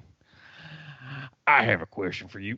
There are a couple of URLs that I am very interested in that have to do with New Hampshire photographers. If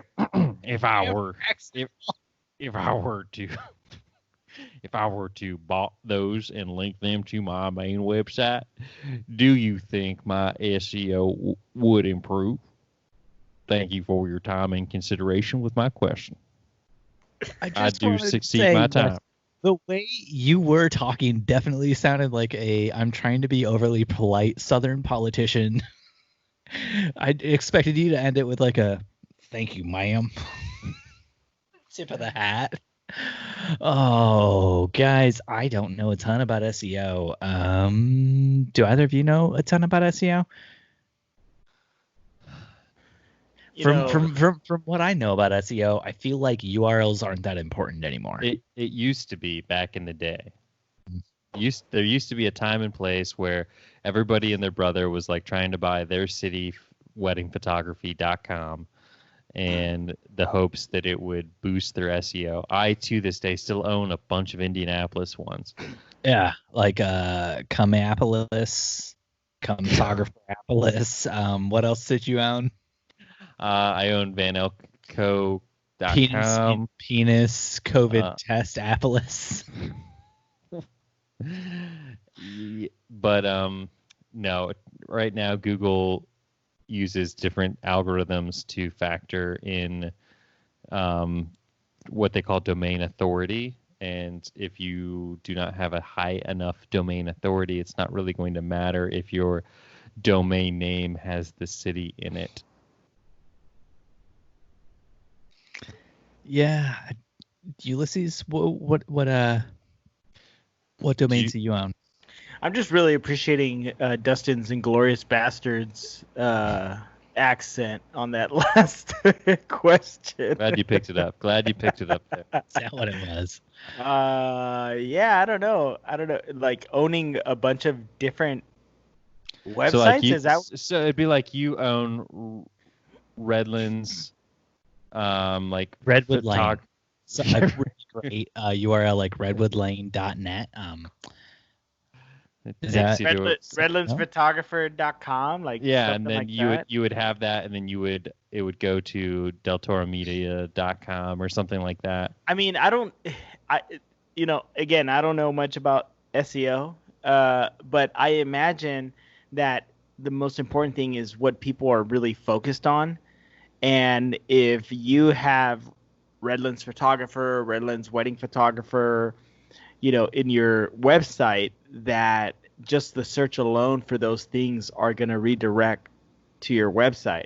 And everything that I learned from Sally Sicko, like that's pretty much kind of how it goes. I've basically based everything off of everything that she taught me, and that's been working for me, so just directing those keywords over to your website. I don't see how owning redlandsweddingphotographer.com and having that redirect to your website, I don't see how that's any stronger than just using those words on your website. Right. But Back in the what day, about you some of didn't the have top level blogs. domains like Dustin has, like Comtographer Redlands? Would that work out better, you think?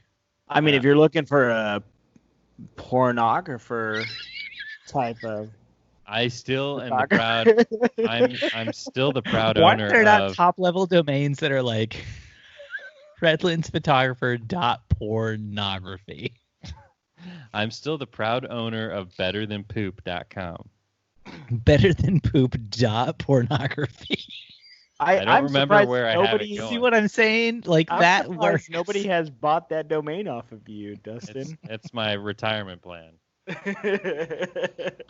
Hey, Still Ulysses, goes- You want to it's- take the next question from Heather from a random Facebook group? Still goes to my college roommate's website. You're just giving him all that great SEO for people searching for better than poop. Yep. Ulysses, do you want to take the next question? You got Oh, the Google Drive up? Yeah. Yeah, I got it.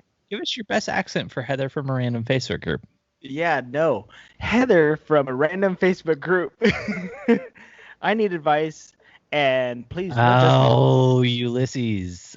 Sorry, I said best accent. I need you know some what? good work from you. You're Come on. right. You're right. I'm gonna have to pass this over to my buddy Dustin here. Go ahead. No, you can't pass this. Come on. Oh, I'm so angry. Give me that Californian accent. I'm sure Heather's from Californian. I was giving you the Californian accent, man. No, that was just your normal accent. There we go. Hey, That's bro, Californian. advice, son. Please, no judgment, dude.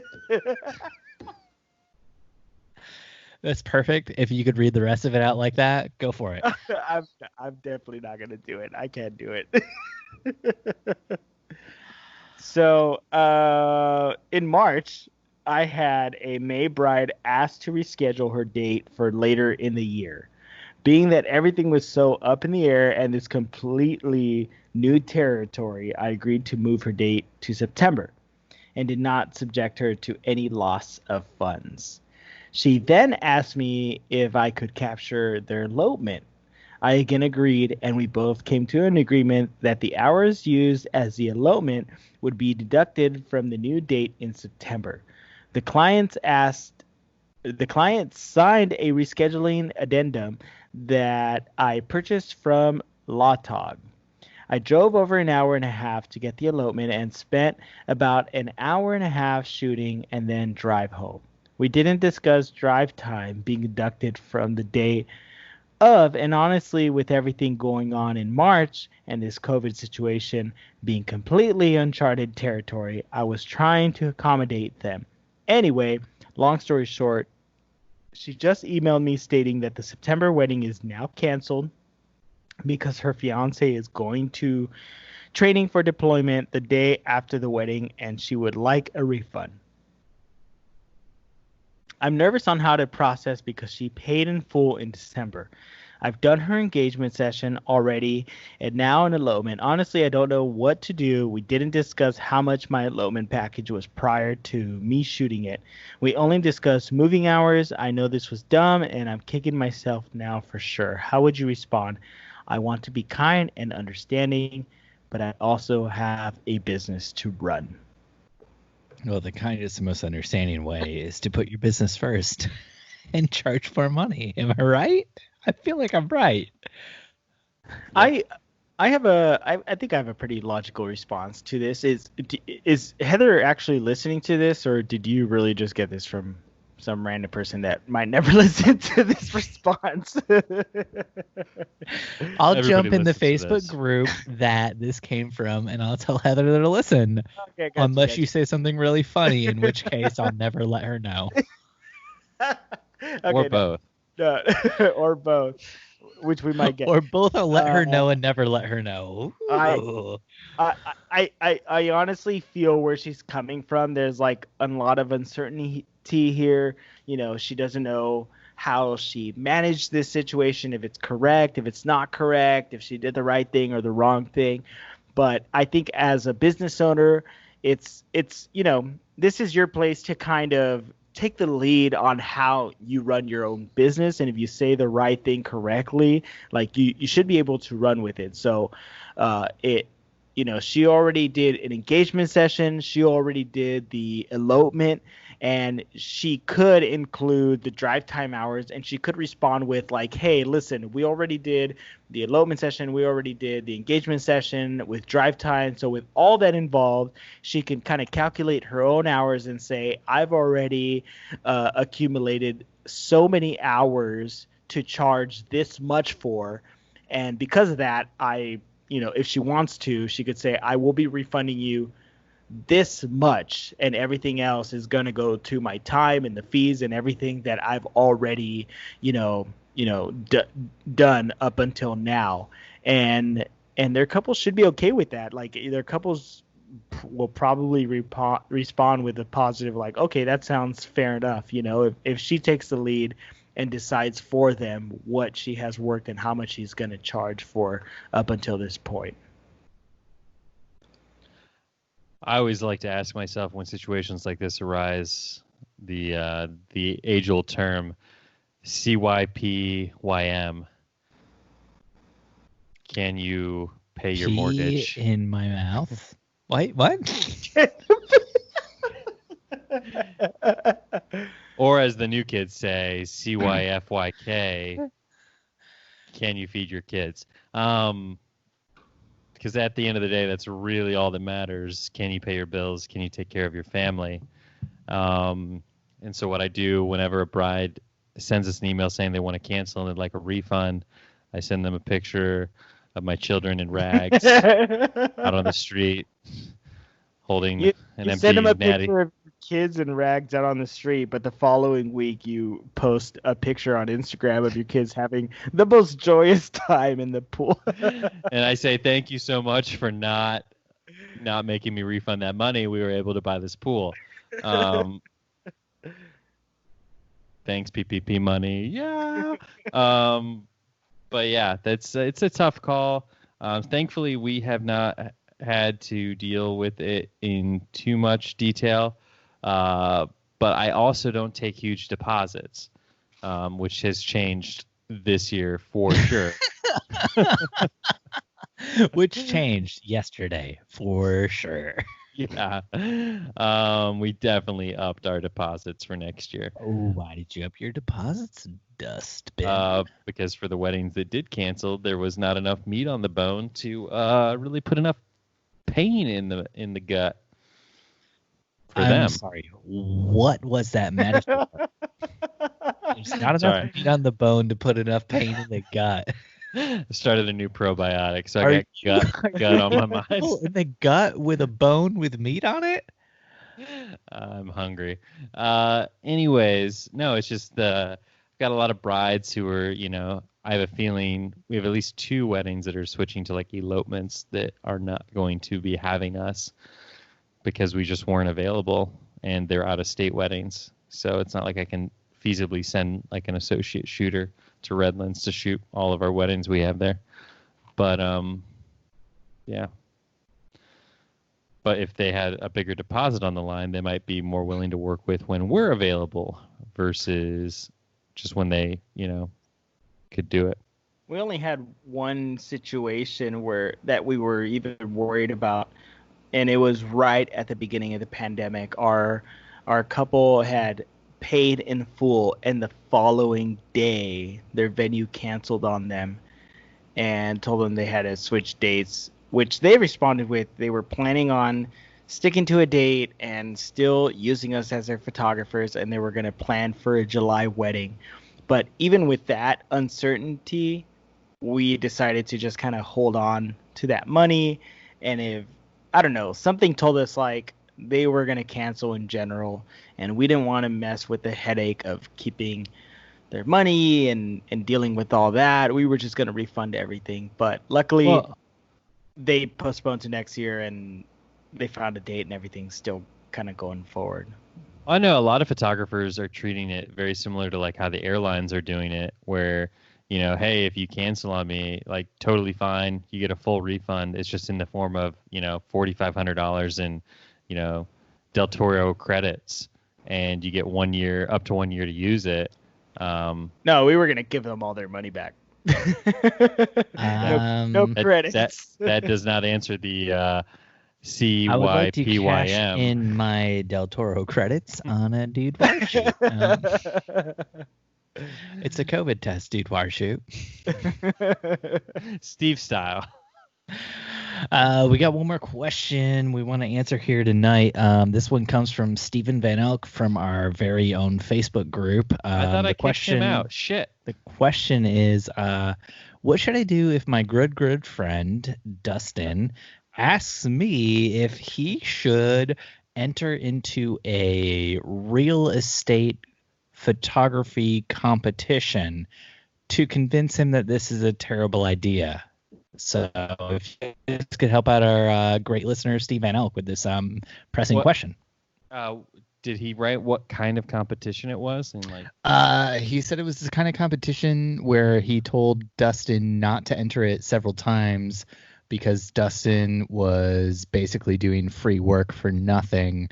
And then Dustin told him to piss off. He was going to live his own life and do his own thing no matter what. And Steve could eat a bag of dicks. It's that kind of competition. Did Steve go and eat said bag of dicks? Oh, yeah. Yeah. They were great, man. Oh, I loved them. Salty. Crunchy. I wasn't going to bring this up, but you said right before we started recording, we'll get into talking about this on the podcast. So, Ulices, don't you dare push that microphone away. We're going to need a mediator. I'm also going to stay away from this one. So Steve's referring to a organization that, so it's a real estate company that originally had promised me when they started up that I was going to be their exclusive photographer. And I think Steve just saw a ghost. Steve is a ghost, so he sees his brethren all the time. From upstairs. I'm waiting to hear if one of my children is like crying or something. Sorry. Dustin, continue with your story. Everything seems to be okay. So yeah, a real estate company opened up, said I was going to be the exclusive photographer for them. And in the 11th hour, after countless meetings that got delayed, pushed back last year, they went with someone else and never even met with me, talked with me, did me wrong in my mind. And I always harbored a bit of a grudge. And then out of the blue last week, they call me and they say, hey, we've got this $1 million house coming up on the market. There's a child behind you, Steve, slowly creeping towards you. Hence the thump. I'm listening, Dustin. And so they call me up last week and they say, hey, Dustin, we have this $1 million house coming up on the market. We feel like our photographer is just not really performing the way we anticipated. We'd like to try something out if you would be interested, we'd like to have you both shoot this house and give it your best. Do whatever you think is necessary to really make this house shine. And then we're going to give the photos to the homeowner and let them decide. And if you should be the one that gets picked, then we will discuss as a company about maybe using you moving forward. So monetarily? And monetarily, we will only be paying the person who gets picked. I don't know, man. I don't know about playing that game. Yeah, that's how I felt. But I was like, what do I have to really lose other than some time and money? And so in this is how I'm wired. It's like I should have just went into it like I would do any other house, shoot it like I would do any other house. But I'm Dustin, man. I can't do it like that. So I hired my buddy Luke McBride, who you met down in San Diego. And like I had him come in. He shot a video, like an epic video tour of the house. Yeah, which I imagine is epic if Luke did it. Right. And so I had him shoot the video because it's a huge, huge house. And so I knew I'd be there all day if I was doing photo. And then I had to go back through the house again and do video. And so we tag teamed it so that it still took us 2 hours to get through this house. And so let me tell you, being tag teamed by Dustin and Luke, nothing better. Dreamy, they say. Creamy. So I wish I had spent a little bit more time with them in San Diego. You wish you would have. But so yeah, we shot the house, and I even took it a step further. So I paid Luke to shoot the house with me, and then I also had a custom website made up for the house. And so that I could send it to him, like I inputted like all of his information on it, so it looked like his website for this house. So my thought process was like he would get this and he'd be like, "Oh my god, like this is plug and play. Like I post this thing on Facebook, like I'm ready to go." And he got the photos and he said these look amazing, these look great. As soon as I get the other photographers, I'll let you know what we decide. And right before we came on this podcast, I was waiting on Steve-O, and I was like, I'm just going to Google the address and see, I haven't heard anything about it. It was Steve the other photographer? Yeah. No, I would have had a better chance if Steve was the other photographer. But maybe I tag teamed it with Luke too. You don't know. Hey. No, the other photographer didn't even do a fucking video. Oh, you sound mad. Did they win? Yeah, they won. Oh. So as Steve told me from the get-go, I had zero upside in this because which I knew in the back of my mind that there was a 99% chance that this realtor was just using me for a few different reasons. It could have been to just get the photographer to do a better job. It could be to get him to bring his price down. Like, he could have been like, oh, we're thinking about going with someone else, but if you're willing to bring your price down a little bit for the rest, to stay our exclusive photographer. Like, just essentially he used me, I think, to leverage his current photographer and into this Hunger Games situation. What did Hunger Games situation? I want to know what you learned from this situation. I learned that I will no longer ever work for a sleazeball realtor for free. How do you know they're a sleazeball realtor? If they're because a realtor. Every realtor I've talked to since going into this bargain was all like, they're like, just talking about this makes me sick. Like, yeah, but what if you knew that the photographer you were competing against was Steve? Then I would probably have done it. No, what if Steve hired Luke before you? Well, so the video is like indifferent because the other guy didn't even do a video. I would have flown you in from Redlands, Ulysses. Don't worry. I'd go for somebody who uses real cameras to shoot video. I feel like you need Larry Marshall for this one. The sad part is if you look at the listing photos, his interior photos damn well look just like mine. I mean, they're pretty close. The only thing he didn't How do you know that the person even sent like your ridiculous website, your ridiculous video to the person? And I'm willing to bet he only sent the photos because that's the only thing he was asking for or looking for. Did they also know your price difference? Maybe this other No, photographer was like, I've not even discussed my pricing. He said when he hired me, he was like, if you win, I will pay you whatever like you want to charge for this, like whatever you would normally charge for all of but this. maybe they knew the other So photographer. that's why I was like, I'm just gonna load up as many services as I can get: photo, video, website, sunset pictures. So that way, I can, when he's like, oh, I'm going to go with you, Dustin, I'd be like, great, your bill's $1,000 for this house. Maybe they could just smell that in your photos. They're like, oh, he's going to upcharge us if we go with him. So better go with the other dude. Yeah, it's fine. At the end of the day, what I took away from it, because the more I talk to people about it, like Steve, I was more regretful for agreeing to it from the beginning. And your best friend Steve, who gave you great counsel, who's always there for you and who loves you. Steve, just Steve, whoever this Steve guy is. Yeah. I believe people call him Thick Stick, but whatever. It's not a big deal. It's a joke we made on the podcast, but whatever. Micro Stick. Would like to for microphone. Got it. Yeah. Mm-hmm. Yep. But I just wish I wouldn't have done it from the beginning. And every other realtor I've talked to, it's like, I just want to work with realtors who respect me and value me and aren't trying to leverage other people using me. And I just felt very used and dirty, and it was like a weird feeling.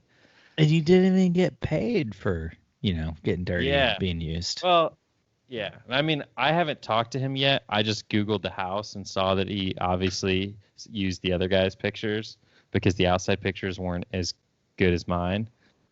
And that's a subjective thing. You should report them for sexual harassment. It's kind of what it felt like. Wait, I'm sorry. Did I miss something when I ran out of the room to deal with my child? Steven, sexual harassment is no laughing matter. Sorry, I can't help myself. Sorry, Dustin. We don't choose what we find funny. Apparently, Dustin. I'm finding this very funny. Though. Dustin, I'm sorry that Steve's laughing. This is a safe place. No, that's your podcast. That's this true. Podcast is far from safe. That's very true. I'm glad we got this all out there. If you want to switch over to our personal Skype, we can continue this on my podcast. Dustin should have taken my advice. I'm glad we're all in agreement on that. Yes. But I do. Oh gosh, I know I said that was the last question, but I do have one last question. Ulices Del Toro from our very own Facebook group said this, and I got to know what the answer is. So he said, "Got this message today, bro. Am I being trolled?" And then he included a screenshot, and it was, would you be able to get all pictures you take, unedited, of course? Do you supply any of the wardrobe for her, or is that something we need to have? And the next thing was, would you happen to do anything like this? And then there was a screenshot in the message that Ulices screenshotted, and it said, do you see animals or humans first? Wait. Series. It's a series of photos my gosh. where there's like people coming together and making like with their silhouettes making like an animal, like a Rorschach test. Dustin, scroll down in the show notes. You can see it. I included the photo there, and I will. I swear I was being trolled. There was a client who asked about me doing maternity photos, which of course I do, and then the following message was, would we be able to get all pictures you take, unedited, of course, as if that's a normal thing for anybody to receive. Also, they said, do you supply any wardrobe for her, or is that something that we need to have ready? A lot of people, when I do maternity shoots, show up completely butt naked. Butt naked, yeah. Me to have the clothes for them. And if I don't have the clothes for them, we just have to do a nude maternity shoot. Like, that's a normal thing. And that's actually what I told them. I was like, if you end up showing up butt naked, we'll just end up having to do some sort of boudoir shoot. Or you can wear my blue button downs. And then they asked me, would you happen to be able to do anything like this? And yeah, it's these ridiculous like freaking Yeah, I animal. see it. Oh my god. Yeah. I And you're like, basically absolutely. no.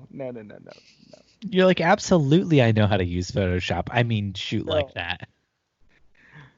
All of that was a huge no. Like my response was, you do not want to hire me for this, basically. You said that to them. In better words, yes. You would prefer to hire someone else, not me. Thank you, Brew. Yeah. Ulices Del Toro out. Yes. We are not interested in doing any of that. Then you just have to raise your prices, man. You're just like, Not even. oh, you want the animal portraiture package? That's $9,000. We shoot that in 8K. We give you an unedited 8K Blackmagic file. Let me ask you guys a question. 12K if it's Black Magic. Come on. How much are your guys' raw photos worth? We typically charge $1,200 for raw file delivery. I've never delivered raw files. I don't know how to answer this. When I was shooting raws for video. clients, This is video. it was typically video. No, photo. It would have been No, video photo. back How in the much would you past. guys sell your raw photos for?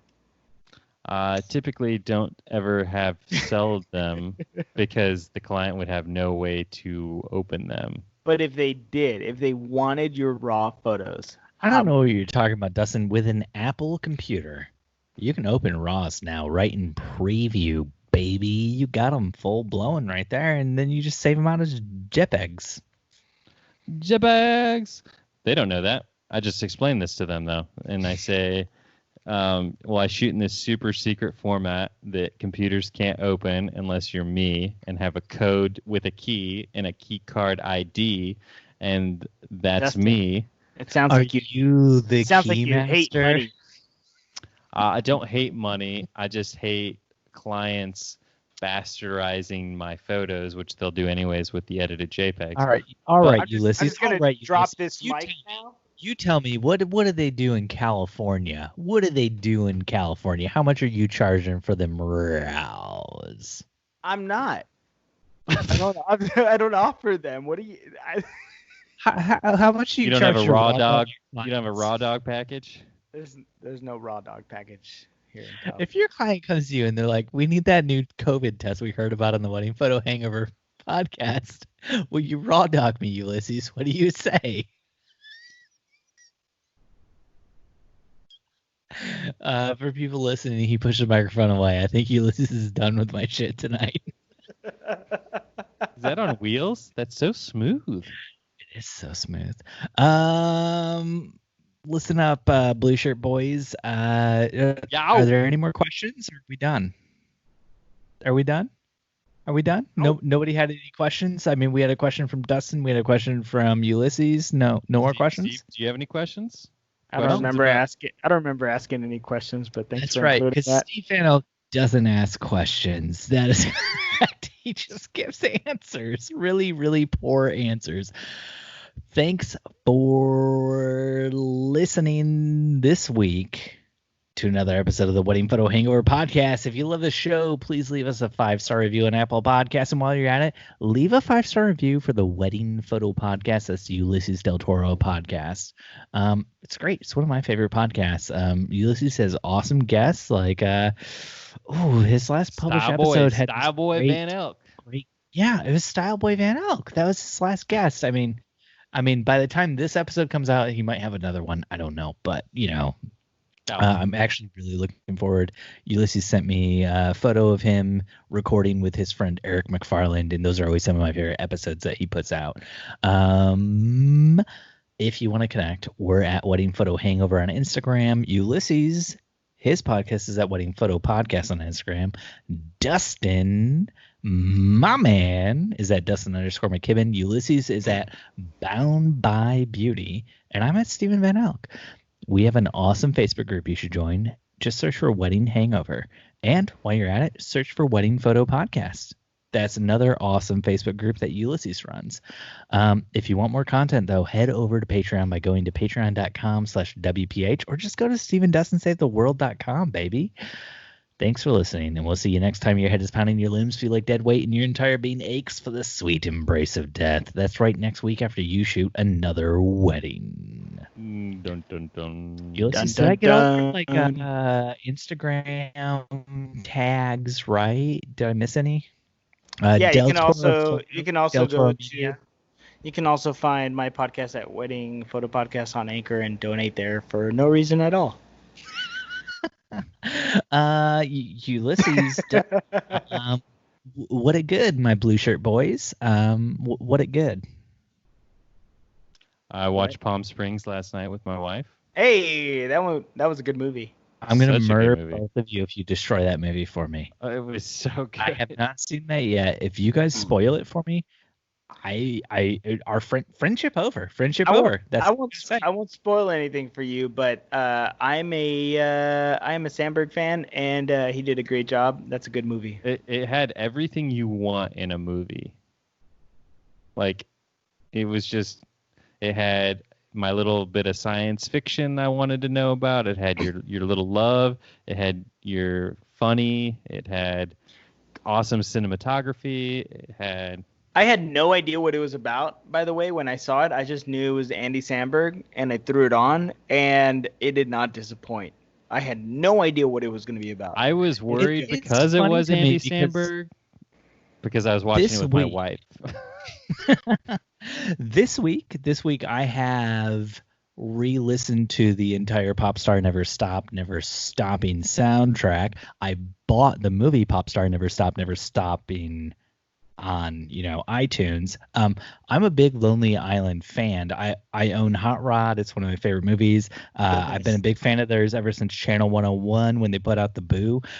Jen made a wedding itinerary, and I've been making jokes all week about if you ever watch the Boo episode 1 from Channel 101, there's like a little squirrel that comes out and he's like, "All right now, put on your 3D glasses." And I've been making jokes about putting on your COVID masks all week.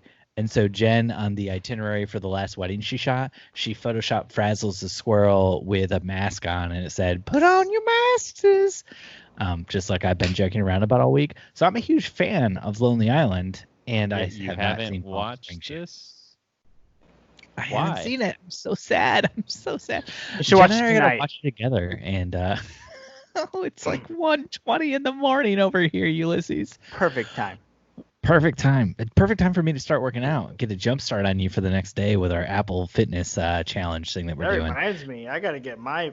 Oh, screw you! Don't you dare do another one. I need 40 more points. I hate you so much. Just For listeners at home, last week we had Josh Withers on the podcast. I'm doing a fitness challenge with him right now. I'm also doing one with Ulysses and one with Morgan Roberts. I'm beating Josh and Morgan, the two people I thought I would never beat. You don't even use your Apple Watch. Actually, I didn't have it. I just want to let. The only person I thought I'd stand a chance against on this is smoking me right now. He's like 200 points ahead. I just want to say that I'm really proud of Steven and all his accomplishments and all the working out that he has been doing. But also, you need to fucking step it up, bro. Wow. Usually the shit sandwich is like compliment, put down, compliment. That was just compliment, put down. Did you want to bring that back? It was a thick compliment. It was a thick compliment. It was a very. It was like an open face shit sandwich you just served me. Yeah, sorry. Be a better you. Oh, okay. Still just Okay, got it. That's still not it. Just negging me. Oh, I didn't bring it back. Sorry. Stop sucking. No, that's not right. Sorry. I can't figure it out, man. Just, do better. It's like all of Steve's teachers.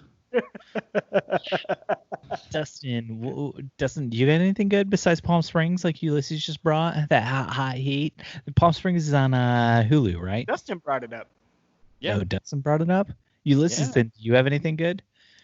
I'm watching Attack on Titan, and I don't recommend it because there's like 500 episodes. The and anime? It's very time consuming. Yes, the Is it anime. good, though?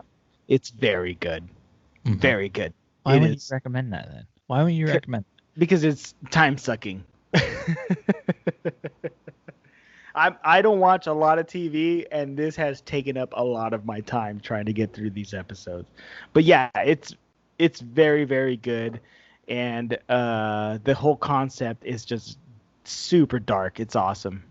What's the concept?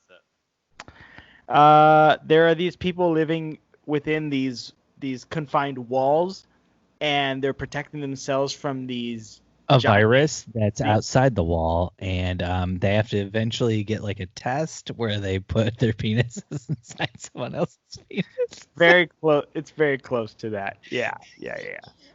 No, they're protecting themselves from these giant titans, which are human-like figures. Condom wings.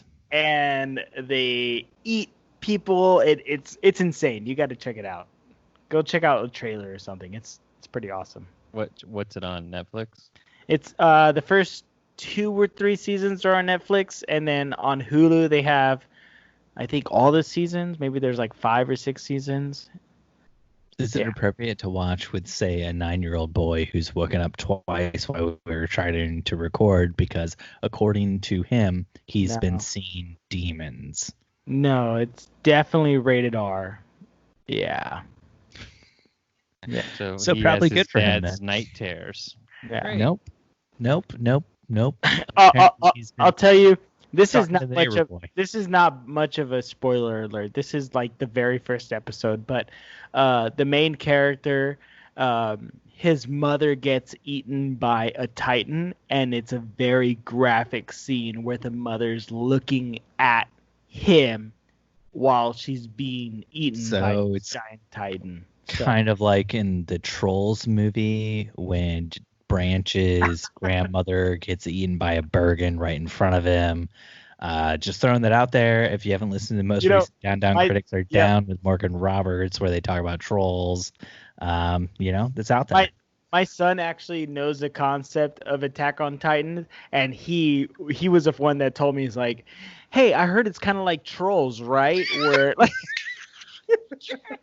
And now that I think of it, I was like, yeah, it is like Trolls, but way more graphic and disturbing. And he has not seen Attack on Titan yet. Yet. Keyword. Yeah, he will. Oh, yeah, We'll of course. there. Dude, he's a huge anime fan. Of course he's going to watch it. Wait, what animes is Gabriel into? I have no idea, to be honest. Wow, what a bad dad. He watches, bad dad. He watches Naruto. I know that's a big one. What is it? My Hero Academia. That's like his favorite one. And does he ever Naruto run? He does. Yeah. He definitely does. I had to teach him how to run normal because he was Naruto running. He'd been watching Naruto ever since he was first born. Like, no, man, you're gonna eat crap if you fall that way. Dustin, you know what Naruto running is? Nope. It's where you sprint so fast that like you put your hands behind you while you're running and lean forward and sprint. Like That's how I normally run. Doing. Yeah. because you're running so fast you have to break the wind with your body. It's okay. Yeah. It's okay. Dustin runs like 0.2 miles an hour. It's fine. Yeah. We'll be all right. Just wait till I get a new Apple Watch, and then I'm going to challenge you guys to so many challenges. I don't even know what that means, but it sounds invigorating. Do you even wear your Apple Watch anymore? Last time I shot a wedding with you, you Dustin, weren't put even it on wearing right now, and we'll challenge you right now. So last week, my son, it sits on a charger next to my bed, and my son plays with it in the mornings, and he finally slammed it into our tile floor and shattered the face. But it's unshatterable. I have the Apple OG, baby. Apple Watch OG. Original. Okay, Dustin. Okay. So thanks so much, guys, for asking what I've been into recently. We really didn't care. glad. We weren't really asking. glad I have friends like you guys around. I thought we were ending it right here. Yeah. Damn it. Good night. Oh, no, there's more? no. Steve's been into mask wearing and COVID testing. No, I've been. So you guys are both on the grams, the Instagrams, right? Nope. I have people for that. Do you guys like sharks? Nope. Jeez. Wow. I hate you both right now. I've been really into Juan Sharks and Sharks. Juan Sharks and Ocean Ramsey. They're like two people who swim with great white sharks, and like a year ago they swam with Big Blue, which is like the biggest great white shark that we know of, and just like swam with a great white shark, like no cage, nothing, dude.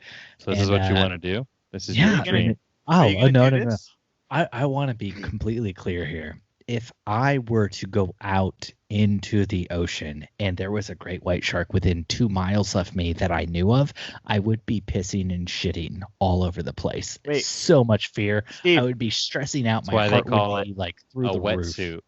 Steve, That's why Juan Sharks and Ocean Ramsey are so amazing to me, because they're like out there swimming with great white sharks, just like Steve, in the ocean.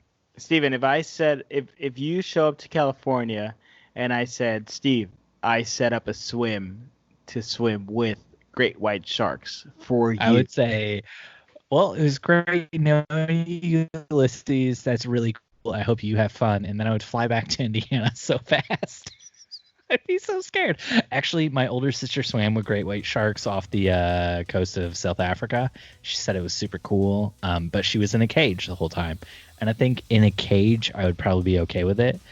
But the like open water stuff, like Juan Sharks and Ocean Ramsey do on Instagram, like scares the crap out of me. Just even looking at their photos where it's like one of them swimming and there's like a shark coming up at them, just scares the crap out of me. They swim. They don't just swim with great white sharks. They swim with all sorts of sharks. And dude, it's just scary. It's scary as hell.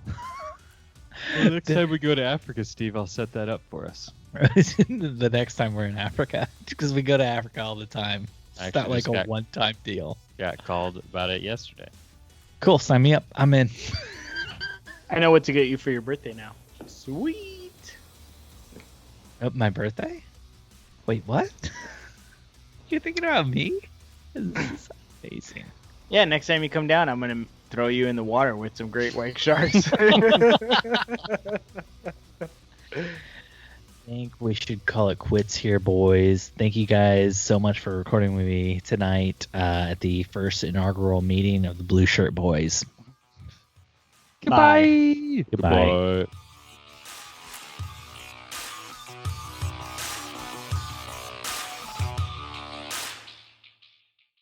Wedding Photo Hangover was edited this week by Steve Van Elk of Bespoke Tone. Go to Bespoke Tone for all of your photo, video, and audio editing needs.